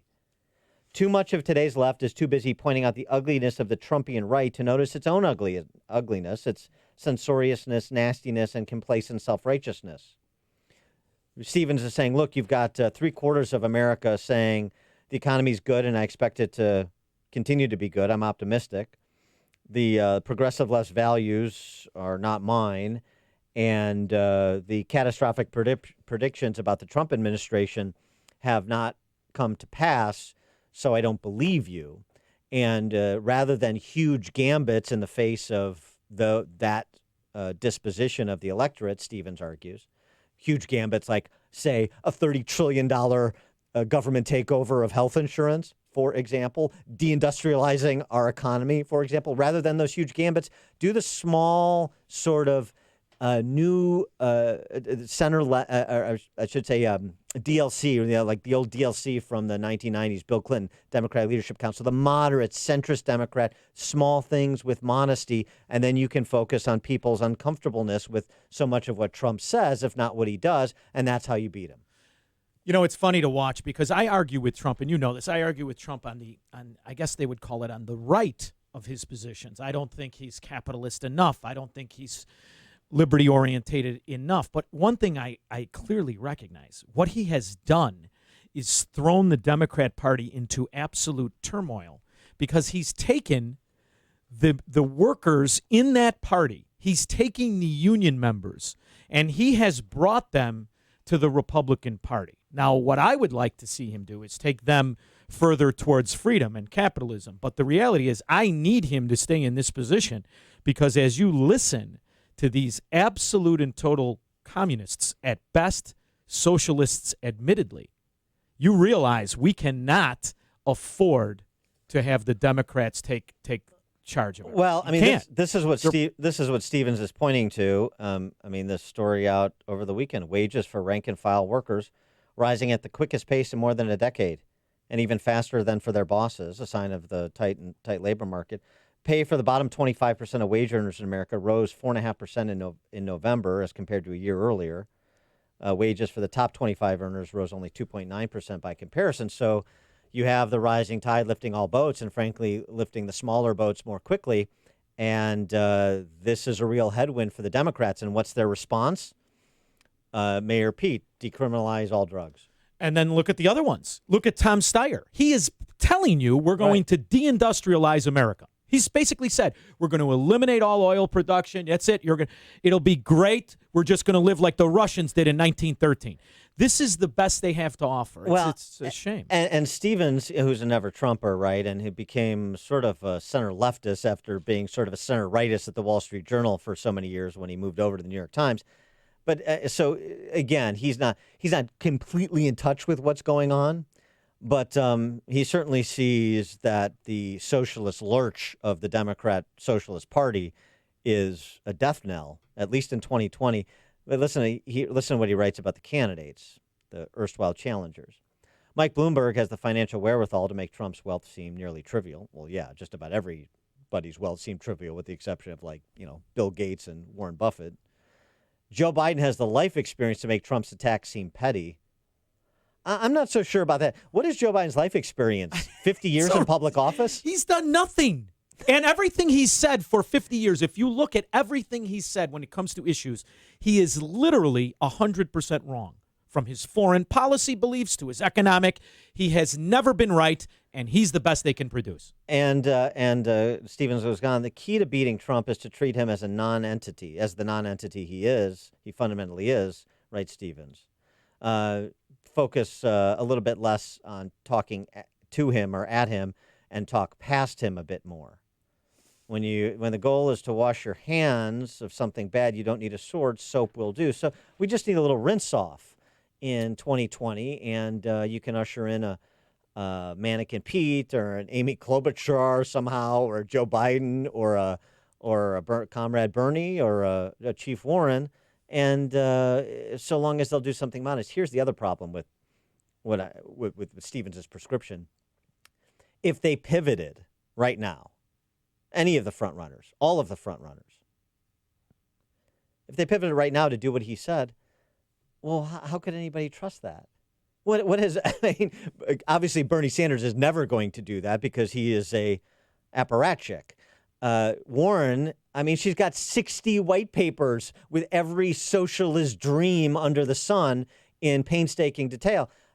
Mayor Pete, Klobuchar, I mean, I guess there's somebody that's a backbencher now. Maybe Bloomberg could do something like this. But who would believe them as you watch what the Democrat Socialist Party has become and who their most high-profile mouthpieces are, like, for example, AOC? Who would believe it? Nobody, because the reality is if you're not all in with socialism, you cannot look at these people and see them for their failures that they wear like license plates. They are unattached to how ridiculous they look to the non-socialist. So in other words, I can experience this because I live with teenagers. As you know, my kids are teenagers. And what their expression is and their reaction to when any one of those people come on television is disgust at best. So, and it's not because my kids are so conservative they think the way I do. They don't. Right. But the reality is they do not.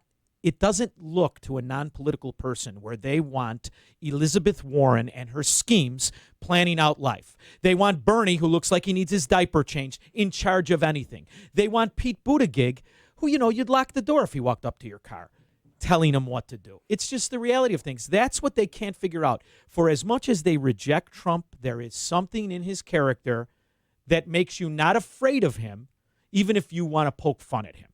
It's just an intangible that I don't think they get. Yeah, I mean, it's a bit of, you know, he's a reality. He's got the reality TV show star in him, and he had it before he had the reality TV show, right? I mean, and so you recognize, I think, a certain level of entertainment, even if you don't always like the coarseness or the ad hominem or the speechifying. But you recognize that, and frankly, here's the other thing now too, and this is what has converted some never Trumpers, including the likes of Christian conservatives like Eric Erickson. It's what he's done. I mean, and this is the power of incumbency when you have a pretty good run, as he's had, when you have definitive accomplishments to point to, consistent with what you said you would do. I hear what you're saying about how he talks. I don't always like it, but I mean, what he's done. And then to try to say, well, this is just a pimple on the body politic. Well, it's not. I mean, there are things that he's done that are substantial and significant and will extend beyond his tenure, whether it's one term or two, including all of his federal judicial appointments that have been confirmed, approaching 200. That is substantially changing the composition of the federal bench in a positive, strict constructionist way, generally speaking. And he has managed to hybrid. You know, we have 50% in this country that are openly socialist-leaning people. They openly are in for all of the government control and mandates and benefits that they are receiving in their life. What he's managed to do, and this is where I give him credit, although I disagree with him, he's managed to grab a large part of them and make them believers in him. And that's why his numbers have shot up. I've never broken down politics in race. To me, it's a character thing. So 50% of our country are socialist, regardless of their race. He's managed to capture a large part of them and bring them over to his side of the field. And as you watch these pep rallies, these are the people that are attending. These are former Democrats who are attending. Well, don't forget it. Don't forget what his candidacy was. It was, frankly, an FU to the Republican establishment. And there have been any number of times during the course of his 3 years, regardless of where you came down in the particular debate of the day, where he has taken on the Republican Party and the Republican leadership, whether it's been Paul Ryan as Speaker or less so with Kevin McCarthy as Minority Leader, because there's been more of a fly in formation there, since you're in the minority rather than in a policymaking position. And even with McConnell, I mean, there have been battles over particular issues and particular comments where he's been criticized internally, and he weathers the criticism and marshals on. So he's not afraid to criticize or be criticized by those in his own party, even if he doesn't necessarily always like it. Because populism does sell, and it sells so much it has a certain loyalty to it. For the reasons I do not like it, those ironically are the reasons that it has such political strength, because the people who are motivated by it are sometimes those who are unaware of its dangers and are sometimes inadvertently supporting this type of a leadership. Yeah, well, they're also well aware of the dangers of the left. Yeah, and right. So they're saying, I recognize this choice is not without peril, but it pales in comparison to the guaranteed danger of what the socialist left wants to do. And that's. It's like a hot, steaming cup of information to start your day. It's Chicago's Morning Answer on AM 560, The Answer. Balance of Nature's fruit and veggie capsules contain 100% vine-ripened fruits and vegetables, tested pure with no pesticides, fillers, or additives of any kind, and are the most effective whole food supplements on the market today. Fruits and vegetables are on an average 85% water. Balance of Nature uses cold vacuum technology to remove the water, leaving only the whole food. We don't use any heat, air, or light drying methods that damage nutrients. Our cold vacuum technology maintains 99% of the fresh fruits and vegetables' original nutritional value. This is the season that focuses on family, faith, and love. This holiday season, Balance of Nature is offering 25% off, a free travel set, and free shipping on your first preferred order of Balance of Nature. This will only be available until the end of the year, so don't wait. Call 800-2468-751 or go to balanceofnature.com and use discount code CHICAGO. It's a real-world reality. Gunshots. Sometimes the results are tragic. Now, there's gunshot detection technology and active shooter countermeasure technology available right now. And it was developed for the U.S. government. Hey, this is Mike Walsh. My company is Walsh Wireless. We are the Chicagoland dealer for gunshot detection technology. This gunshot detection system is nothing short of amazing, and it is highly effective. Who uses it? Government, healthcare, education, houses of worship, entertainment, and a lot more. There are no false positives, and that's good. The system can identify the caliber of the gun, so law enforcement can be prepared. This gunshot detection system can also work with your current security system to do a lockdown, instant notification, and more. Identify the gunshot and cut down response time. You need this. Gunshot detection technology from Walsh Wireless. Cost-effective solution to counter a real-world reality. Financing available. Go to walshwireless.com. A proud IBEW contractor. walshwireless.com. Eyes Right Open is a 501c4 organization that's committed to making America great. Today, tomorrow, and forever. Be part of something great and join them today. We are working on the issues of the day right now, so buckle up and get ready for the future. Our show will lead you to the promised land of the beauty of life, liberty, and the pursuit of happiness. You will take command of the world around you instead of the constant barrage of lies, innuendos, and fake news. Take control and get ready as our country needs you. The commies are coming. The progressives are coming. The liberals are coming. Join us every Saturday night at 5 p.m. starting in January to learn how to win and make America great today, tomorrow, and forever. Eyes Right Open. Join us. Eyes Right Open is a new program starting in January right here on AM 560, The Answer. Are you tired of paying another mortgage payment for your health insurance? Did you know you're not locked into your current health plan? With non-Obamacare health plans, you may save 25 to 50% or more each month. Contact SVL Insurance Group. They recently helped a healthy family of 5 who were paying $1,800 per month for health insurance using a well-known regional insurance carrier. SVL Insurance Group was able to lower their premium to $750 per month and pick up additional coverage. There are no open enrollment periods, which means you can start or stop your health plan online any time of the year. You can also cancel anytime. 2019 has been a remarkable year with the expansion of product portfolios from many insurance carriers. With the elimination of the individual mandate, you're now free to choose any health insurance plan for you and your family without the added stress of a yearly penalty. Contact SVL Insurance Group today to have a conversation and see what's best for your family. Call 224-465-8276. That's 224-465-8276. Online at svlinsurancegroup.com. I have cabin fever already. Chicago weather is so unpredictable, and it could be months before we get outside for a little warm sunshine. What about using the sunroom? We can sweep out the cobwebs, I can patch up the glass with duct tape, get that raccoon out? No. We need a complete overhaul of the sunroom. I'm calling Sunspace by Arborview. Rediscover your dream sunroom. That existing sunroom or screened-in porch that's been neglected or used for storage can be a beautiful living space waiting to come alive. It just needs TLC from the sunroom experts at Sunspace by Arborview.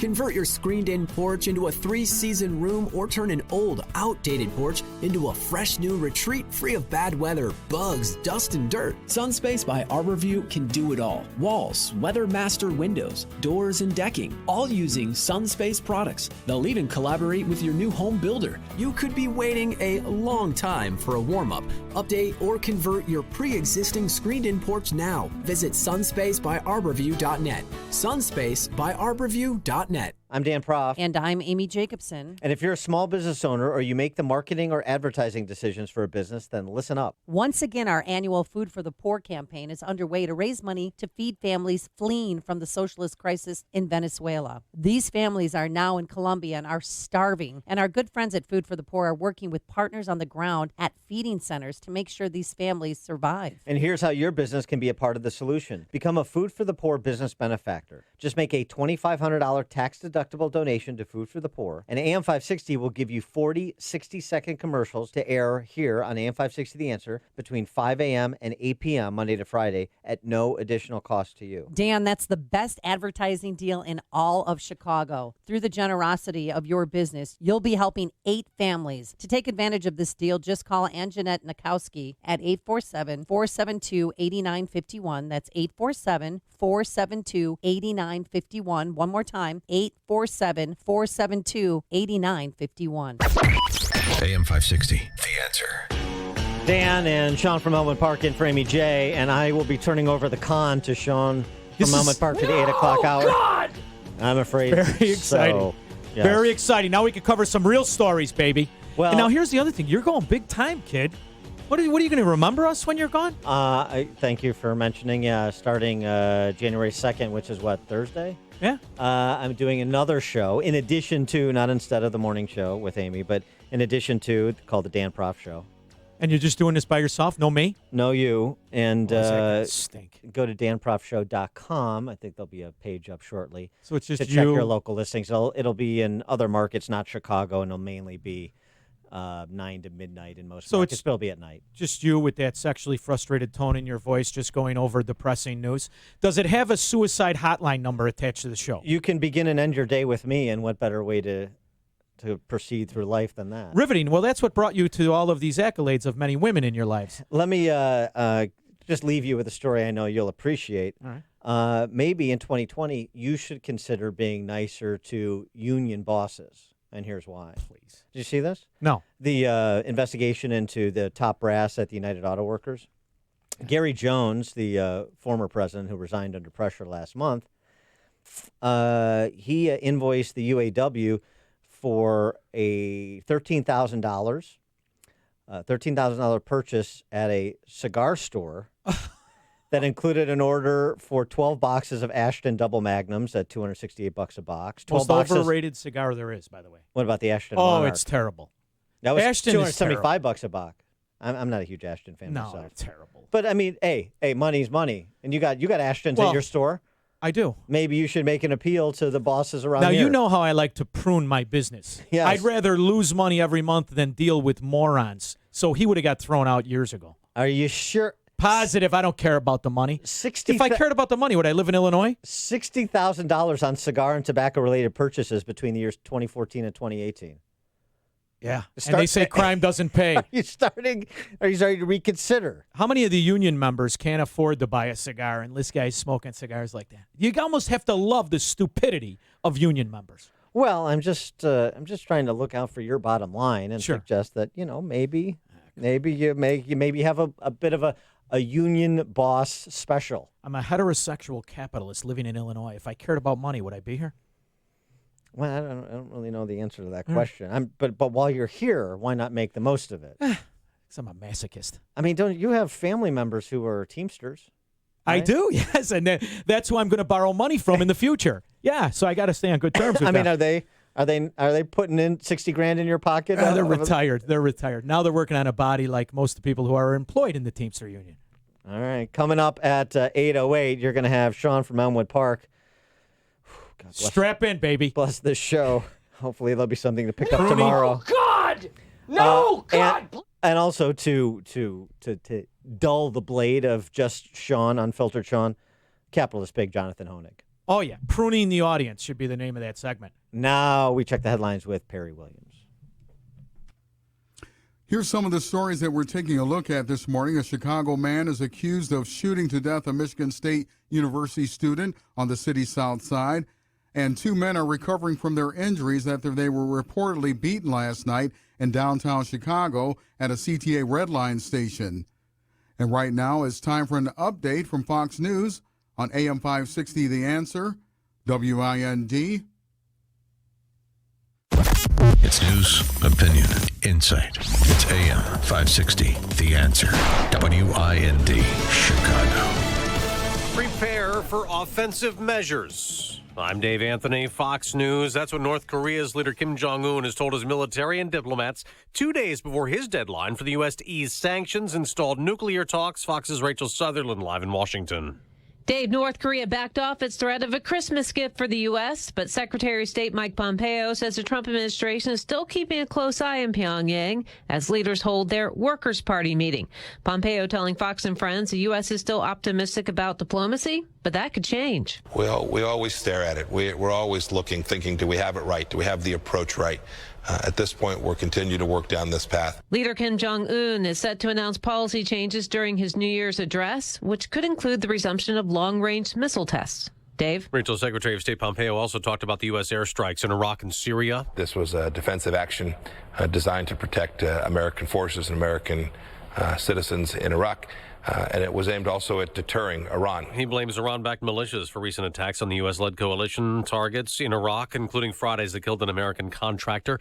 Russia's president has thanked President Trump for U.S. information that Vladimir Putin claims helped Russian security forces prevent a planned terror attack over the New Year's holiday. The family of the man accused of stabbing and wounding 5 people in a rabbi's home during a Saturday night Hanukkah celebration in Muncie outside New York City says Grafton Thomas has a long history of mental illness and no known history of anti-Semitism. Thomas currently jailed on $5 million bail. Since December 23rd, there's been one anti-Semitic attack each day around New York City. Governor Andrew Cuomo calling it domestic terrorism. New York Mayor Bill de Blasio saying the answer is more police presence. Fox's Jackie Heinrich. In Texas, the FBI is trying to figure out why a gunman opened fire during a church service, killing 2 worshipers, until armed churchgoers and a volunteer security team shot and killed him within 6 seconds. America's listening to Fox News.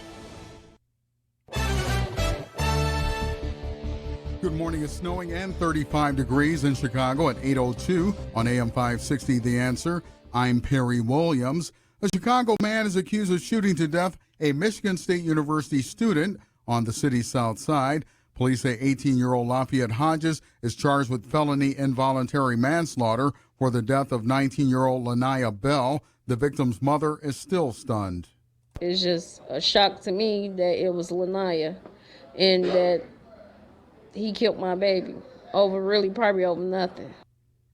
Police say Hodges turned himself in on Saturday morning and will be held pending a bond hearing today.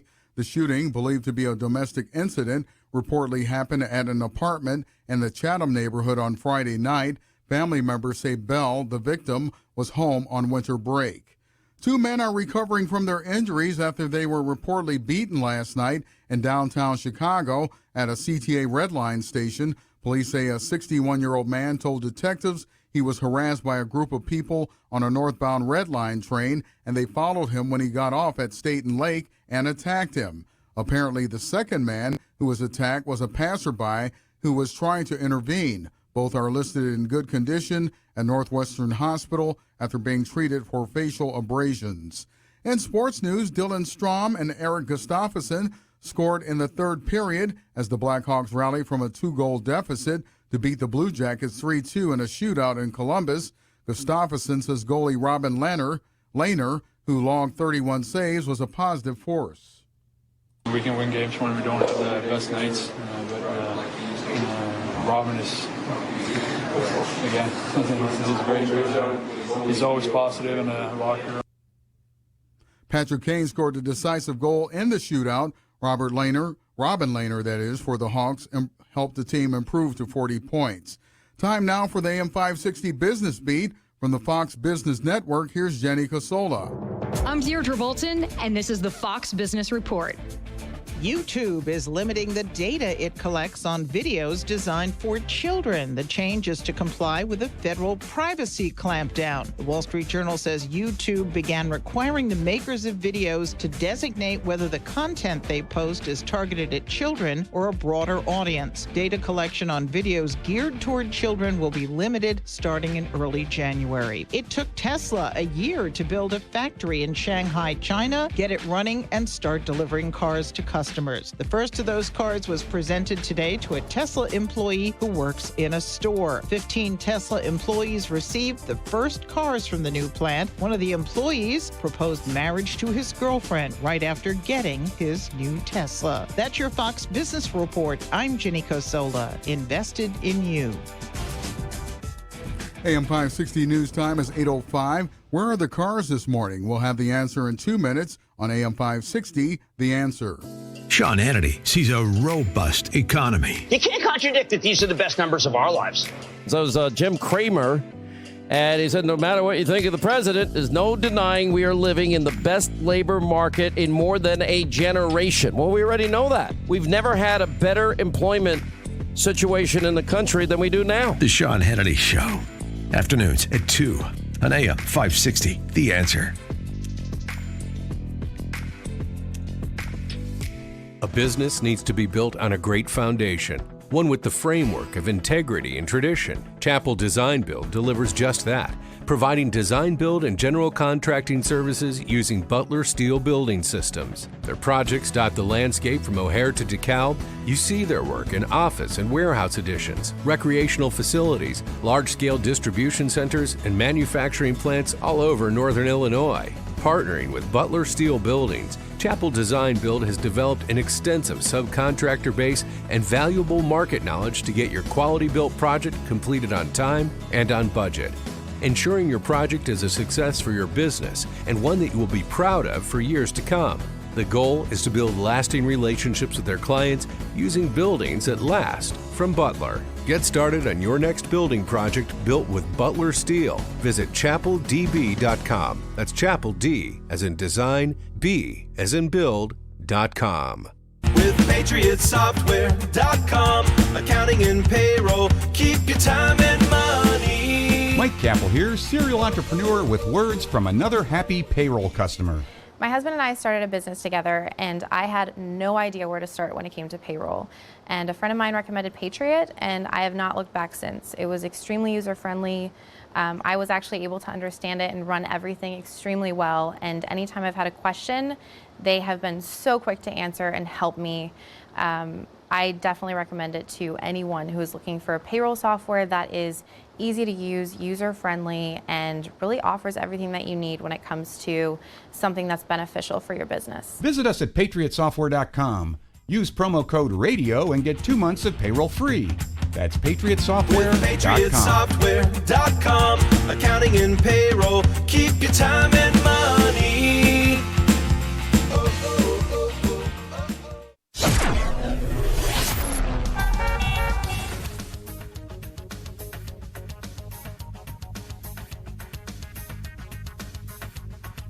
I'd like to welcome you back to Traffic is relatively light. There have been a number of crashes, though. There's one on the northwest side on Milwaukee Avenue near Peterson, one in Downers Grove, Butterfield at Finley. Edens is light, Kennedy as well. Outbound, it's a little congested. Foster to Harlem, got about a 2-minute delay. On Eisenhower, it's 32 minutes, 390 to downtown, 19 from Manheim, outbound 31 minutes to 390. Inbound Stevenson, you've got a 2-minute delay from Damon to the Ryan. The Ryan, a 5-minute delay from the Stevenson to the Circle. I-57, Bishop Ford, looking good. Northbound Tri-State, little congested, approaching the Ike. The other tollways are good. Metro has an early getaway scheduled today and tomorrow. That's traffic. I'm Alamonte on AM 560, The Answer. More Chicago's Morning Answer comes your way next. Now your official Chicagoland weather forecast. Here's meteorologist Steve Williams. Clouds and breezy today, a few flurries. The high today, 36. Windy tonight, snow at times, accumulating up to an inch, low 26. Breezy tomorrow morning, otherwise it'll be a cloudy day. High tomorrow, 32. I'm Steve Williams on AM 560, The Answer. Your next news update is at 8:30. Continuous coverage of news, traffic, and weather at 560theanswer.com. Chicago's Morning Answer continues now on AM 560, The Answer. This hourly segment is brought to you by In the Know with Wealth Management Group, hosted by Craig Bolanos. Heard Sunday mornings at 10. This is Chicago's Morning Answer with Dan Proft and Amy Jacobson on AM 560. The Answer. So technically, I'm filling in for both Dan and Amy. My name's Sean Thompson. Give us a call if you care to participate in the show. 312-642-5600. I thought that Proft would never leave with all his information and his knowledge. Not anymore. Now I'm here. So I bring on a little handicapper, little somebody to help me convey my intentions and hope that we will go back to the free market capitalism that made us all so rich. And who better to bring on than the capitalist pig, Jonathan Hoenig. Jonathan, are you there? Sean, great to be with you. Happy New Year. Look, lots to complain about at the end of 2019, but also so much to be thankful for, Sean. Despite all the problems with this country and politics and everything else, this is still the most free, the most capitalist, the most individualistic country in the world, in history. That's why I'm so just proud to be an American, proud to be functioning in this high-performance economy, and just how fortunate we truly are. And that's what I want to talk to you about, the high-performance economy. So as we've spent a year watching the stock market increase to astronomical new records. Now, we could argue as to why. I believe it's more of a credit bubble than an economic boom. What do you foresee as you step back and look at the grand picture? Will we continue along this path of new records in all of the markets, all of the indices, even as some of the small ones are getting squeezed out? What do you foresee happening? Well, Sean, I think as you said, you got to look at the big picture. And while a lot of people have wanted to attribute it the last a couple of years of a strong economy and stock market specifically to President Trump, look, this is part of what has been a 12-year recovery, an historic economic recovery, not just in the stock market, but in growth overall. We've talked about low unemployment across a number of sectors. Now, GDP, the nation's really economic growth, hasn't picked up like it has in past, but this has been part, Sean, of a decade-plus economic recovery. Does it continue? That has a lot to do with the policies that we continue, Sean. And on that, the president has been good but somewhat mixed. So many of the regulatory efforts, for example, have boosted fossil fuel production and energy. But at the same time, and as I know you've covered, some of the tariffs and trade war has boosted prices and actually lowered unemployment. So, look, there's no difference, as we always say, between Cuba and Miami. It's all about politics and policies. The more free, the more prosperous. And that's the same thing when it comes to our own economy as we head into 2020. If we go down the road of freedom, free enterprise, capitalism, the free market, you'll see incomes rise for all. But if we continue down this road of preventionism and interventionism and a controlled economy, well, it gets worse to the extent that we go down that path. And Jonathan, my goal is to achieve that part where we are threading that needle of not only a regulatory free or a regulatory friendly economy, but one that does embrace the other freedoms that go along with it. I think if we hit that, we could eventually tackle the one thing nobody talks about anymore, and that is the debt, which I find so troubling, Jonathan. You know, I mean, I don't like that Pollyanna populism, and I don't like the 7-day reign, but the reality is we are acquiring debt at an amazing pace. At the same time, the government is reaping record revenues. So how do we ever tackle the actual growth in our debt if we refuse to even mention it? That's just, Sean, you talked about what are some potential warning signs moving into 2020, and you hit the nail on the head. Debt is the number one, both in terms of ourselves and our own credit card debt, which has reached historic heights. But as you said, the national debt. Look, the Republicans at what point positioned themselves as fiscal conservatives? I mean, a decade ago, they were talking about curtailing spending and in fact, had some success in terms of President Obama with that. We've seen just the opposite, unfortunately, with the Trump administration. And, Sean, I know you've covered on your program some of the Federal Reserve's efforts to bail out what they call the discount window, essentially doing everything they can to keep forcing short-term interest rates lower and lower.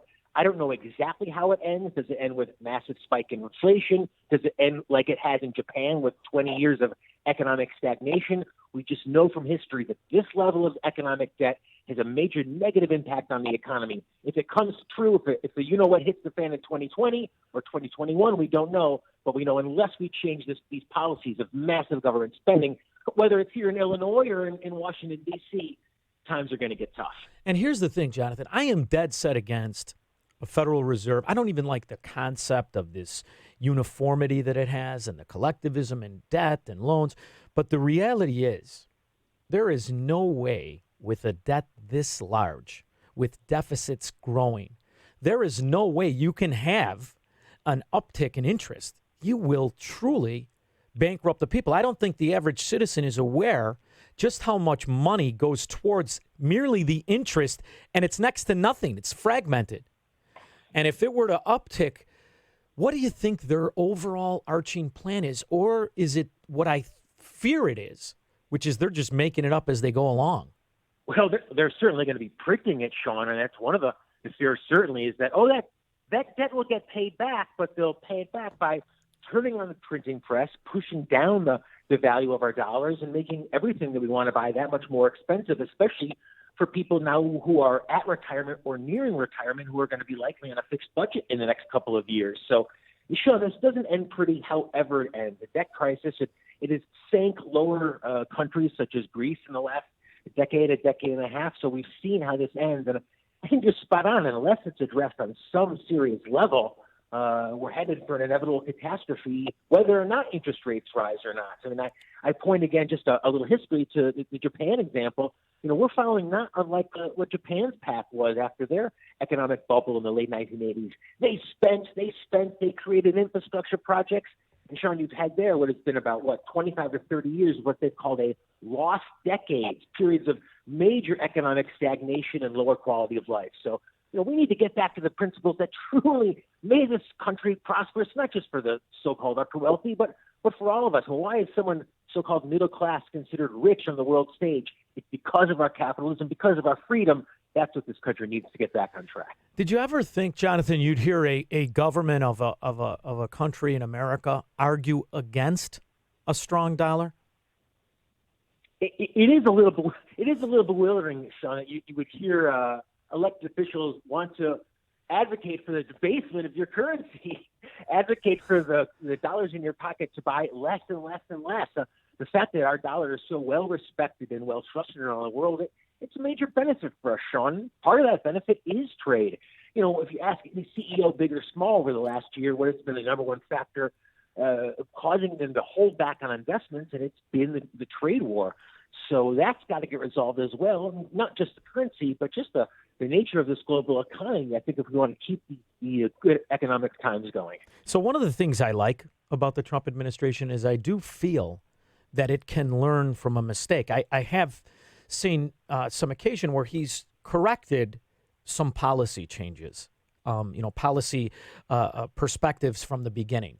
And I'm hoping that the strength in the dollar is one of them, because I disagree with the idea of devaluing our dollar, whether it's through the implementation of policy or whether it's through the outright calling for the more printing by the Fed or more restriction on the Fed. If we keep playing this game with countries that have made crucial mistakes, when do they recognize a pull-up point, and what is your barometer for it? Because to me, it's that we have this massive, massive growth in B-rated credit that is on very, very unstable collateral. And if that starts to waver, what can the average person do to weather that storm? Is this the time now when we should start getting rid of our personal debt? Well, hell yeah. I mean, Sean, I think that, look, none of us can control what the president does, what Congress does, what happens in Washington. What we can control is, I think what you're alluding to, is our own situation. So, look, whatever party you're in, this is a good time, the markets, the economy. So take this opportunity to, my gosh, get your financial house in order, pay down that debt. Think back even to a year ago, Sean, when very much looked like we were on the cusp of a recession. Those fears could come back and come back quick. So take this opportunity to not just pay down your debt and get your financial house in order, put that 3 to 6 months worth of emergency fund, living expenses to the side. And what you find, Sean, is that you're just I think you're a happier person. You know that you've been responsible, taking care of your finances. You're not living beyond your means, and you're learning from your mistakes. You know, Sean, keep in mind the Bush administration, the George W. Bush administration, they tried steel and aluminum tariffs back in the early 2000s. And they abandoned them after about a year and a half because they found what the Trump administration has found, that those efforts actually curtail hiring and push up costs. So it's not too late to change direction from the Democrats or from the Republicans as well to put us on a more free and capitalist path. And you know what else they have in common, those administrations and the Obama administration? They all have one thing in common. They're all promoting that the citizen spend recklessly. They're all promoting that the citizen take on debt. This has been a head-scratching issue for me for 30 years. Why would a government ask its citizens to borrow more? And and incentivize them to do so, whether it be in housing, right? We know how well that ended the housing crisis a decade ago. And Sean, as you know, now it's really attacking young people when it comes to that student debt. We've incentivized kids to take on debt at even 4.5% in, studies and, gender studies that really have no ultimate financial payoff. So that's another headwind that we're facing now, is a tremendous amount of student debt that's been encouraged by exactly the government doing just that. And you know what's funny? After the collapse in 2008, the biggest push by government was to seize upon that and grab a large part of our economy. And they did it successfully through Dodd-Frank. And the one thing I laughed at is they constantly promoted disclosure of risk for all debt except one category. The only category where they have very, very little disclosure is the category you just spoke of, and that's student loan debt. Now, I'm living this as I have a freshman in college, and it's almost where they are incentivized to bury themselves with debt. And I think that we are at this unique position where the character of our nation has become such where the people almost feel it is their right to default. And, when you see 2008, when you see lawyers on television day after day to file bankruptcy and the benefits and debt stoppers and all the nonsense, I'm curious, is it the time now where we're starting to sound like our grandfathers did when we grew up? Don't spend it. Have we become those old codgers that are just sitting on the corner? I mean, I'm wondering how this ends when everyone is growing debt, when the only answer they continue to have is lower the rate again. And we're at, 2.75 right now is the Fed? It is not, Sean, it is not old-fashioned to expect that debt that is taken on is paid back. I think that's the Depression-era mentality that allowed our grandfathers and grandparents to get through that era. What's changed now is that the morality of the country has changed. You have politicians, whether it be Bernie Sanders, Elizabeth Warren on down, encouraging people to essentially walk away. We need to get rid of student loan debt. We need to get rid of credit card debt. We need to help with mortgage debt. So there's this diminishment, the fact that when you do take on obligation, that you are responsible, in fact, for paying it back. I think there's this sense now born of the bailouts in 2008 that the government can just bail out whatever it wants. It prints the money. It has no impact. That type of short-term economic thinking is going to catch up with us sooner or later. And I think it already has, and 2020 could be the year that the straw really breaks the camel's back. I want a Honig prediction before I let you go.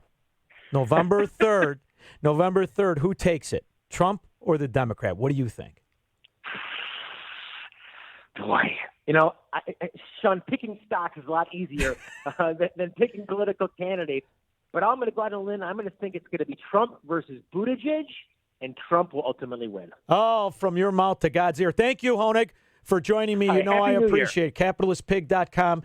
Thank you so much. We'll be taking your calls after that. 312-642-5600. If you're talking about it, Dan and Amy are talking about it. It's Chicago's Morning Answer on AM 560. The Answer. Balance of Nature. Changing the world, one life at a time. I just want to tell you that I can't believe what this has done, and I've only been taking it for, a couple of months.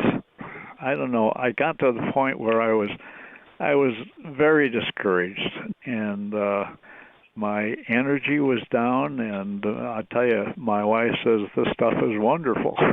I feel so much better. My attitude is different, and my energy is good, and I can't tell you how much I appreciate it. This is the season that focuses on family, faith, and love. This holiday season, Balance of Nature is offering 25% off, a free travel set, and free shipping on your first preferred order of Balance of Nature. This will only be available until the end of the year, so don't wait. Call 800-2468-751 or go to balanceofnature.com and use discount code CHICAGO. Signature Bank is Chicago's fastest growing independently owned business bank. It's a bank where relationships still matter. Signature Bank knows your name and your story. I'm Dan Proft, and I know this because Signature Bank is my business bank.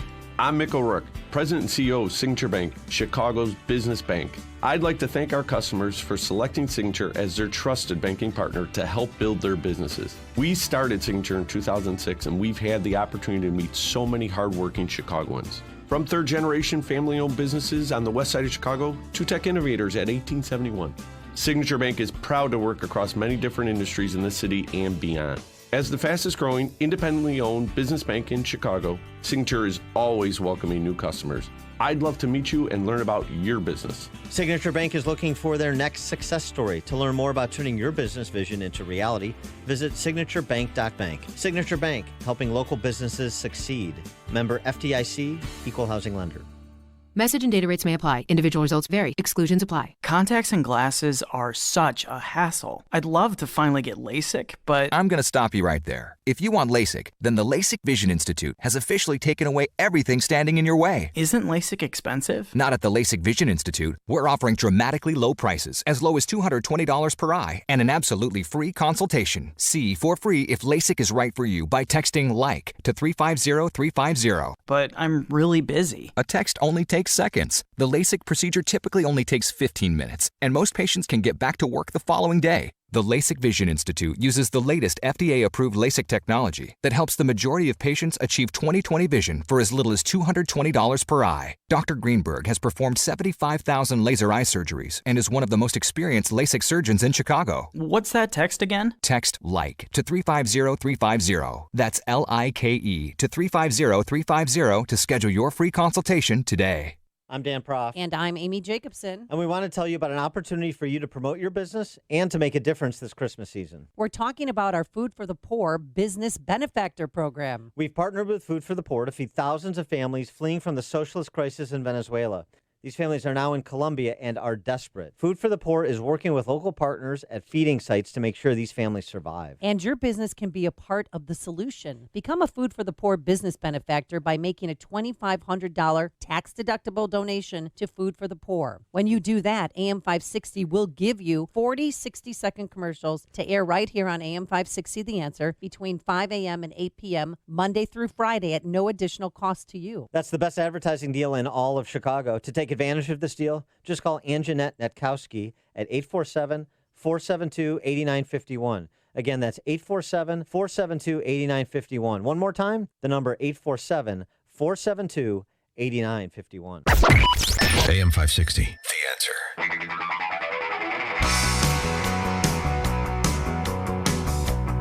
This is the Morning Answer, where I have seized control of the studio.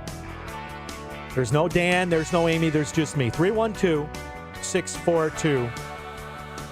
5,600. It's a little Billy Idol there.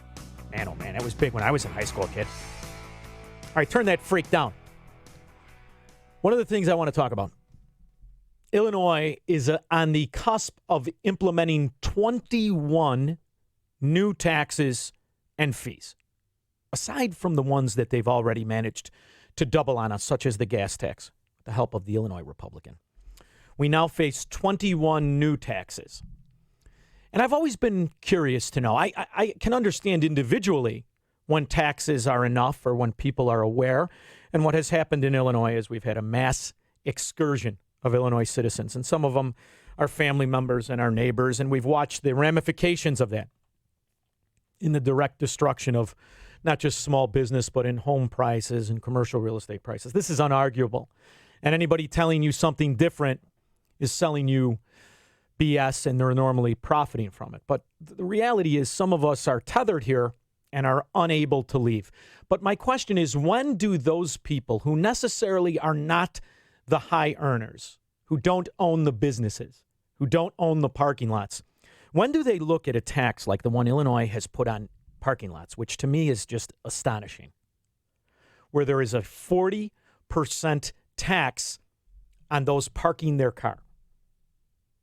40% tax on parking your car. And I'm wondering, when do the citizens, who aren't just paying that, but the ones who are witnessing it, says to themselves, why is it that government is entitled to a 40% profit share of that business? And you realize that we have been dumbed down and numbed down into this idea that progressive taxation and justification of seizure of property is something that we have developed an appetite for. And that there's really not much of a rebuttal of the overall concept of it. That we're just going along to get along. And I'm wondering, is that just a numbers game now, where we're just willing to accept it? Or is it an argument we can have philosophically on the immorality of a government that profits from its failure and abuses the power? So that's what we're going to talk about when we get back from the commercial break. 312-642-5600. Now we're going to go to the news. We'll be back shortly. Good morning. Light snow and 35 degrees in Chicago at 8:30 on AM 560 The Answer. I'm Perry Williams. Eddie Pinero drilled a 22-yard field goal with 10 seconds left to lift the Bears past the Vikings 21-19 in the season finale in Minneapolis. Bears wide receiver Allen Robinson says they're much better than their record shows. For us to go 8-8, I don't think that we're, far at all away from, winning 12 games or winning 13 games. I think we're pretty close. Even looking at some of the games that we lost this year, we definitely had an opportunity to come away with those victories. David Montgomery ran for 113 yards and a touchdown for the Bears, who ended the season at 8-8. At least 24 apartment units were damaged from a fire in Griffith, Indiana on Sunday. Dozens of residents at the Park West complex were awakened by emergency responders around 4 a.m. yesterday. Everyone was able to get out safely. One firefighter reportedly suffered a minor injury. The fire is under investigation. Marijuana arrests have dropped significantly in Chicago's largest suburbs. Arrests for marijuana-related crimes dropped between 2015 and 2018 in Aurora, Naperville, Elgin, Joliet, and Waukegan. Illinois Police Chiefs Association President Steve Stelter says the state's overall mindset has changed toward the drug. A man was seriously injured in a hit-and-run accident on Chicago's southwest side this weekend. Police say the 73-year-old victim was hit when he was crossing California Avenue and Brighton Park Saturday night. Police have released footage of the video, which appears to show a red SUV with fog lights and rear-tinted windows. The specific vehicle model described is a Jeep Patriot. This report is sponsored by Liberty Mutual Insurance, where you only pay for what you need. You want an insurance provider that lets you customize your coverage so you only pay for what you need? Try Liberty Mutual Insurance. Here you go, Liberty Mutual Insurance. Want to hear it again? Liberty Mutual Insurance. AM 560 News Time is 8:32. How bad is traffic? We'll have the answer in 2 minutes on AM 560, The Answer. Mike Gallagher is all in. I am one of the few who's never wavered in my support of Donald Trump. It's real simple. When you know that the alternative to Donald Trump is unthinkable in terms of our nation's economy, our military, our sovereignty, our borders, this is an easy call. This hasn't been hard for me. The Mike Gallagher Show, weekdays at 9, right before Dennis Prager at 11 on AM 560. The Answer. Balance of Nature, changing the world one life at a time. I love the products. I haven't had a cold since I've started. My grandkids get sick all the time, and I don't catch what they have. I'm going to be 68 tomorrow, and I'm in great shape, and I'm very grateful. I know the Balance of Nature, the simplicity of it and the purity of it has just been a tremendous blessing for me. This is the season that focuses on family, faith, and love. This holiday season, Balance of Nature is offering 25% off, a free travel set, and free shipping on your first preferred order of Balance of Nature. This will only be available until the end of the year, so don't wait. Call 800-2468-751. That's 800-2468-751. Or go to balanceofnature.com and use discount code Chicago. Did you miss the open enrollment this year? I can help you purchase a PPO health insurance plan at any time that eliminates the mandatory maternity coverage. This is Tom Marabali, your health insurance advocate and independent producer for Blue Cross Blue Shield of Illinois and other carriers. If you're over 50 and are covered by the Affordable Care Act, you're paying for maternity coverage every month whether you want it or not. In Chicago, the least expensive PPO health insurance plan under the ACA will cost $572 per month with a total out-of-pocket cost of $7,900 before your bills are paid at 100%. I can show you how to eliminate the mandatory maternity coverage and lower your monthly premium to $278 per month with a total out-of-pocket cost of $2,500 before your bills are paid at 100%. That's a savings of $294 a month and over $5,000 with my lower deductible. For a free quote and to see if you qualify, call me, Tom Marabali, at 630-863-3477. That's 630-863-3477. It's open enrollment season, and Medishare is a Christian healthcare sharing ministry that saves most families about $500 a month. Google Medishare and see if it is a fit for you. At 8:35 from the AM 560 Traffic Center, here's Jim Telemonte. Metro reports a delay up to 30 minutes on the Union Pacific West line after earlier police activity.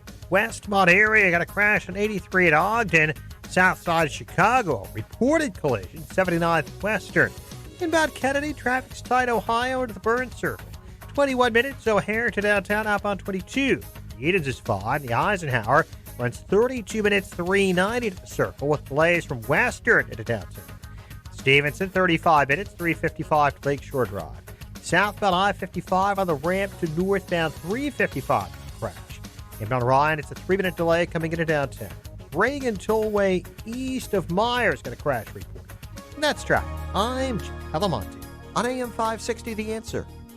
More Chicago's Morning Answer comes your way next. Now your official Chicagoland weather forecast. Here's meteorologist Steve Williams. Clouds today, breezy, couple of flurries, high today 36. Windy tonight, some snow at times, accumulating a coating to an inch, low 26. Clouds and breezy for tomorrow, the high at 32. I'm Steve Williams on AM 560, The Answer. Your next news update is at 9 o'clock. Continuous coverage of news, traffic, and weather at 560theanswer.com. Now more of Chicago's Morning Answer on AM 560, The Answer. Make sure to check out the Income Store live video stream of today's show right now at 560theanswer.com. This is Chicago's Morning Answer. This guy is the most biased reporter, NBC. I think CNN has more credibility than NBC News. On AM 560. Did you hear what I said?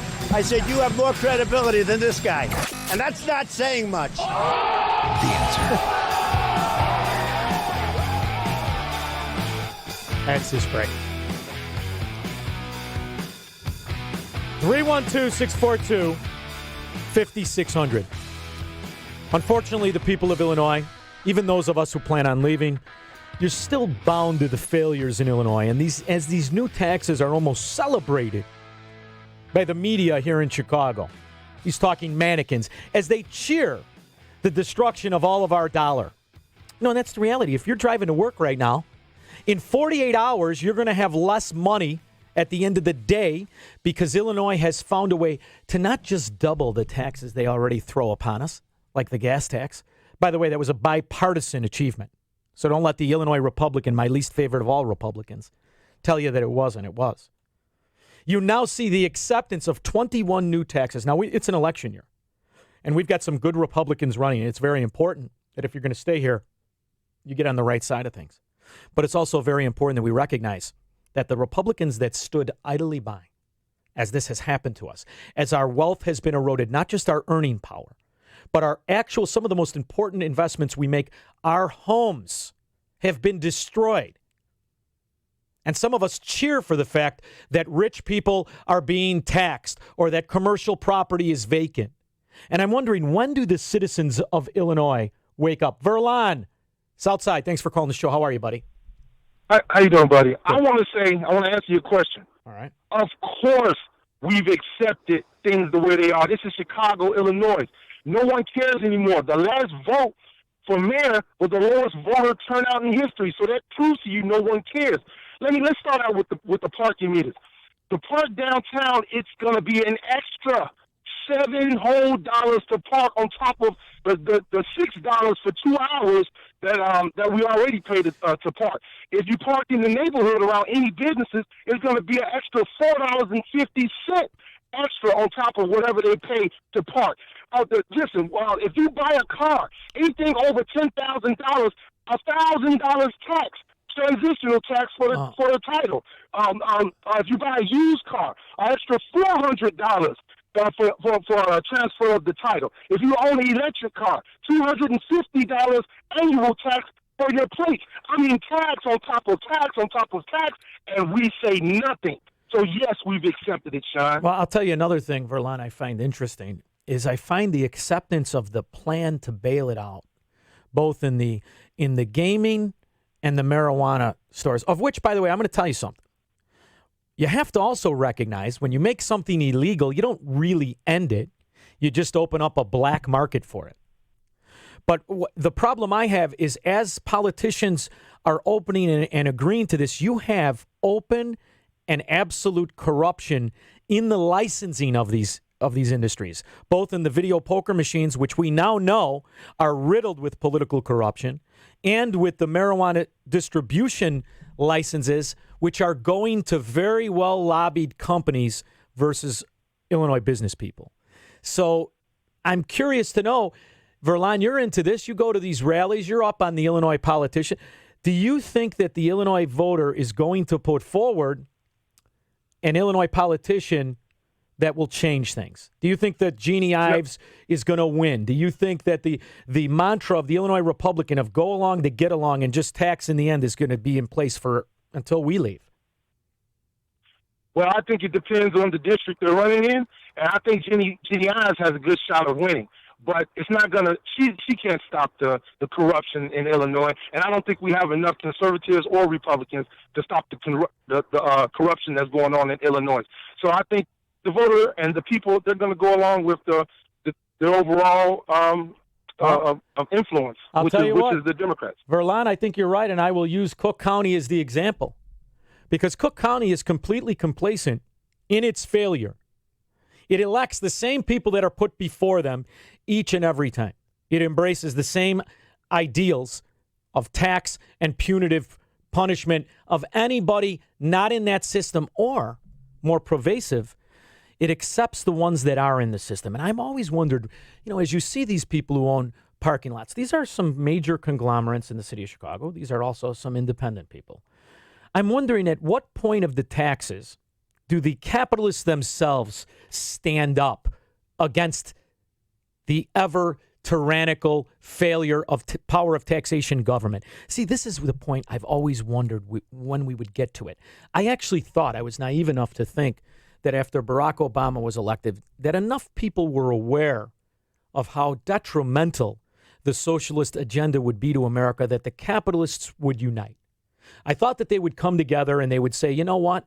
Enough of demonizing the very people you should be promoting, the very people you should be stoking the success. You're just openly going after their profits and demonizing them. I thought there would be a rebuttal, but I've wondered, why hasn't the parking lot company, they stand in a very unique position to lock out the patrons, because it's only through that pushback. See, what the left has learned very early on is that through its protest, through its intimidation tactics, through its absolute demands, it gets what it wants, based on none success, based on only failure. The left has become very successful through intimidation, through shouting, through whining. Yet those of us who are not socialists, those producers, those of us who go to work every day, we simply roll over. We simply say, okay, I guess we'll let you take X amount of our income. And I know you have to tweak it. After all, it's the betterment of society. Where we have become part of the social engineering we pretend we're against. And it sickens me. We're going to take your calls now. Anthony, thank you so much. How are you? Great, Sean. Thanks for taking my call. I wish I could agree with the notion that capitalists would band together and overthrow these clowns, but I have friends that have businesses and they just rub their hands hoping to get in on the graft. They don't want to see an improvement. So I'm a little jaded.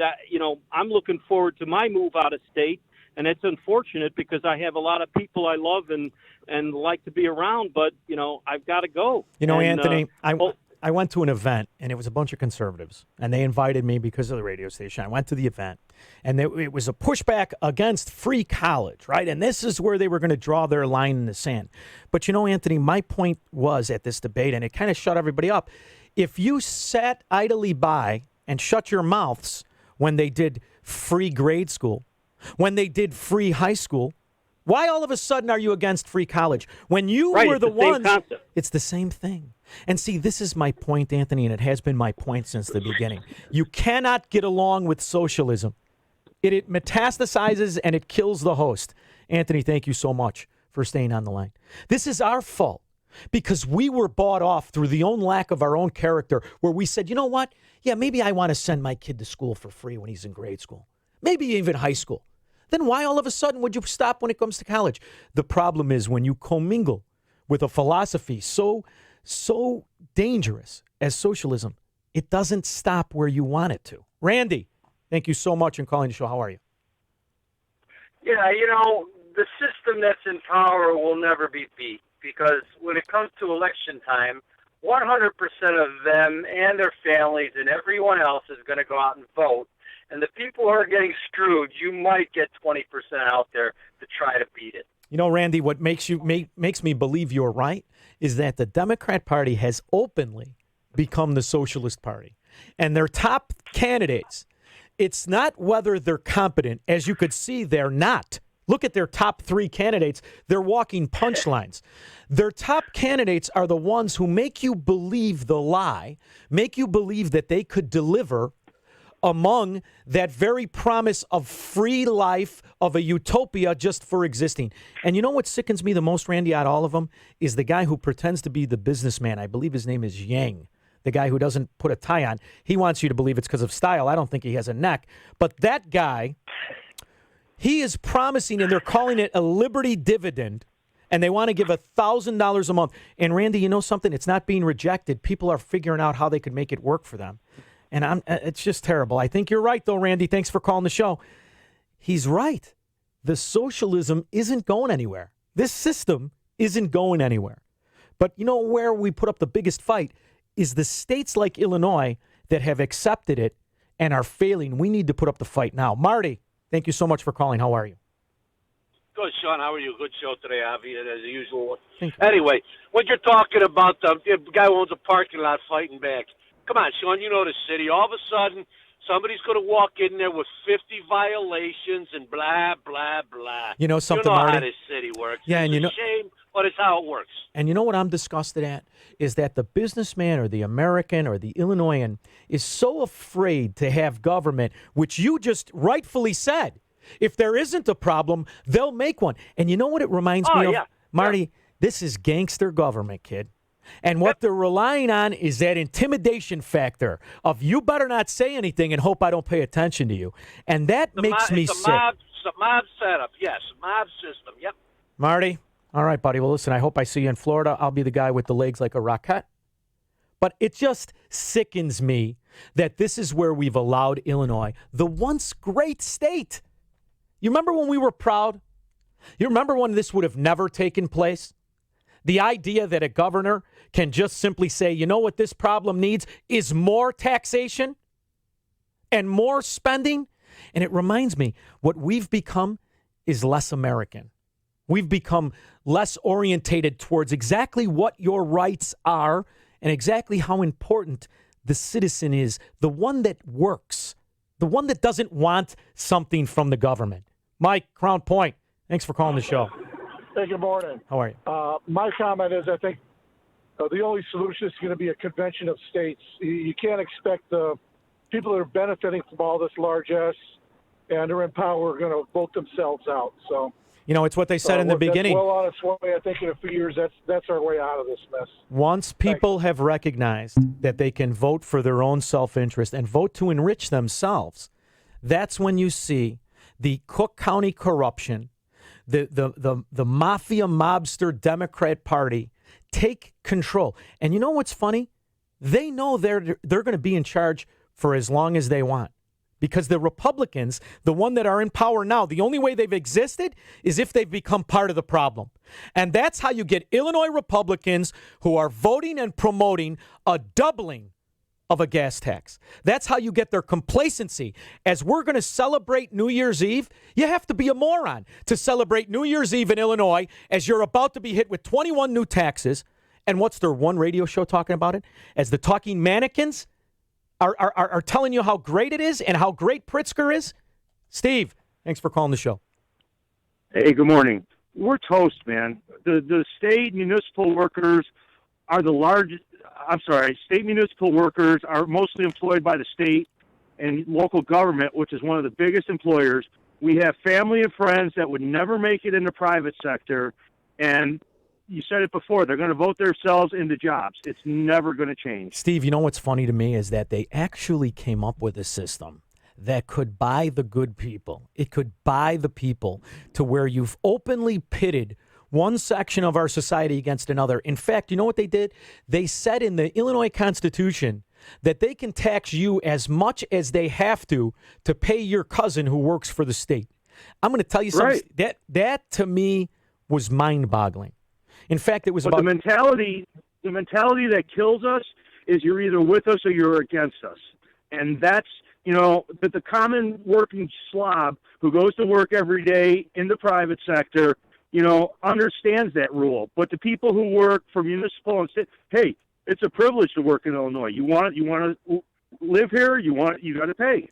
Steve, I'll tell you the truth. It's a sad state. It's a sad time when you realize that it is like the Soviet Union was before the collapse of communism. It's better to be a party of the state than the citizens who rely on it or who fund it. And Illinois has that unique disclosure from the moment you come to it. Illinois Democrats have been in charge for 100 years. The only answer that they have is to tax more.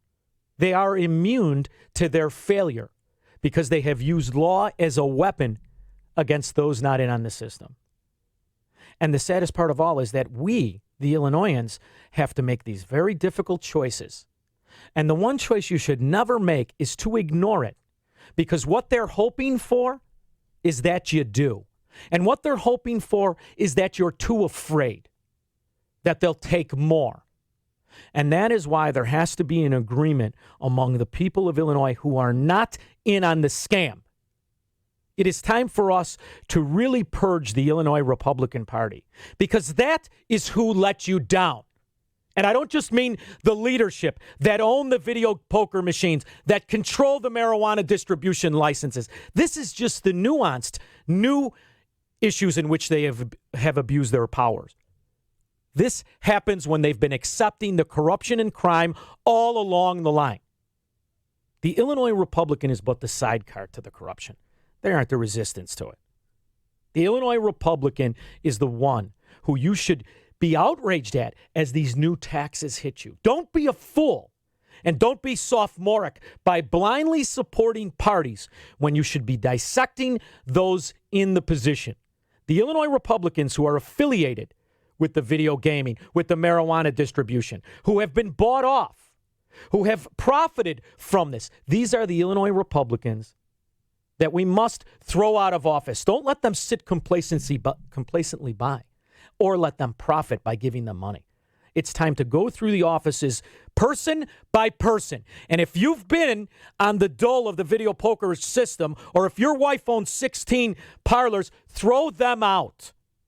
If you're willing to go along with the failures of Democrat Party just because they profit in their office, throw them out. This is the only way things change. Otherwise, we're all going to pay the cost. And then we should just shut up and take it, right? Because that's what the law says we should do. That's what happens when we own businesses. They tax us more and we just say, okay. It's time to put up the fight through intellect, through principles, through fundamentals, and reject the party. It's time to accept the person who's fighting for you. We'll be back after this. This is the morning show more Chicago radio listeners are choosing. This is Chicago's Morning Answer on AM 560. The Answer. Balance of Nature. Changing the world, one life at a time. This is better than I expected. You guys, your customer service and everything, you guys are great. Yeah, you're the best company out there as far as nutrition goes, I think. And the commercials, they talk about it, but a lot of times it's like, I don't know if it really gives it true justice of what this really is. People need to know this is maybe the most amazing product I've ever tried. You can just feel the energy. It's so pure. It tastes so good. I'm just blown away by it. It's amazing. This is the season that focuses on family, faith, and love. This holiday season, Balance of Nature is offering 25% off, a free travel set, and free shipping on your first preferred order of Balance of Nature. This will only be available until the end of the year, so don't wait. Call 800-2468-751. That's 800-2468-751. Or go to balanceofnature.com and use discount code Chicago. Names matter. Your name, the name you've made for yourself, and the name of the company you represent. Because of you, their names people. Every name and logo is printed with certainty. We pay attention to every detail because we know the way your name appears is the way it's remembered.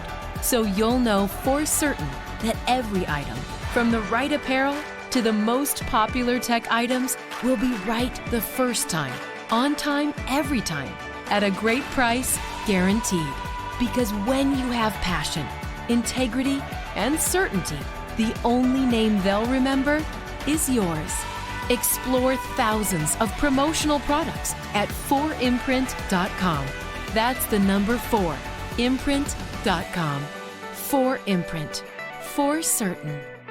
At Quicken Loans, our 17,000 team members know that home is so much more than a house. That's because our clients tell us all the time. Hey, this is Jay Farner, CEO of Quicken Loans, and we want to help you save money on your mortgage with some of the lowest refinancing rates ever. Rates are historically low. You may be able to reduce your rate and save money on your monthly mortgage payment right now. Pay off some credit card debt, or put some money towards that new bathroom or kitchen you've always wanted. The rate today on our 30-year fixed-rate mortgage is 3.99%. APR 4.23%. That's right, 3.99%. While we can't predict what will happen in the future, we do know that rates have dropped and now is the time to save money on your mortgage. Call us today at 800-QUICKEN or go to rocketmortgage.com to learn how refinancing now may be the right mortgage solution for you. That's 800-QUICKEN or go to rocketmortgage.com. Rates subject to change. Pay 2% fee to receive this discounted rate. Call for cost information and conditions. Equal housing lender. Licensed in all 50 states. NMLS number 3030. In 2019, Illinois became the abortion capital of the Midwest. But what are you going to do about it? Join thousands at the largest pro-life event in the Midwest, Saturday, January 11th at the March for Life Chicago. Hear from keynote speaker and abortion survivor Claire Caldwell, the Chicago Bears' Pat McCaskey, Cardinal Supich, and many other pro-life leaders. Check out new and expanded events all day, including the convention at the Congress Plaza Hotel, a youth rally, the March for Life rally and March at Daly Plaza, a dinner banquet, even swing dancing into the night. Purchase your tickets to the banquet and cocktail hour, sign up for a free fast pass to the convention, and find out more at marchforlifechicago.org. The 2020 March for Life Chicago theme is Life Empowers. Pro-life is pro-woman. The voiceless need a voice. March for babies, march for women, march for life. Visit marchforlifechicago.org today. That's marchforlifechicago.org. This is attorney Stephen Leahy, host of the IRS Radio Hour, heard right here on AM 560 every Sunday evening at 5 o'clock. Let me tell you about Bill. Bill's business slowed down and he fell behind on his taxes. Instead of filing his tax return, he decided to wait until he could pay. Well, 1 year turned to 2, turned to 3. Then the IRS threatened to contact his customers, take his house, his bank account, and his passport. Well, Bill hired me. We filed all of his tax returns and an appeal to slow the IRS down. Then we worked out an installment agreement based on how much he could pay, not on how much he owed. Now Bill can rely on the IRS protection plan. We will file his future tax returns and keep the IRS off his back so Bill can focus on growing his business. If you have questions about the IRS, you can get a copy of my book, Deal with Your IRS Problem Today, to learn the secrets of solving your IRS problem and save your business, your marriage, and your reputation. Call 312-664-6649 or go to freeirsbook.com. AM 560, The Answer. I'll tell you what, kid, I cannot wait for Republicans to become conservatives again rather than Democrats in Brooks Brothers suits. That's what I'm hoping for. So I have successfully seized control of the morning answer for the last hour, and I have to give it up. But we will be back. I will be back tomorrow with Dan. And now it is my understanding you have a tradition. You name Quinn. So because he screwed up my order today for breakfast that I bought for everybody, I'm going to call him the 560 a.m. stewardess. That's Quinn's new nickname. Because, listen, Quinn, if you're going to screw up the order, I demand a miniskirt. Why did he bring a shotgun to church?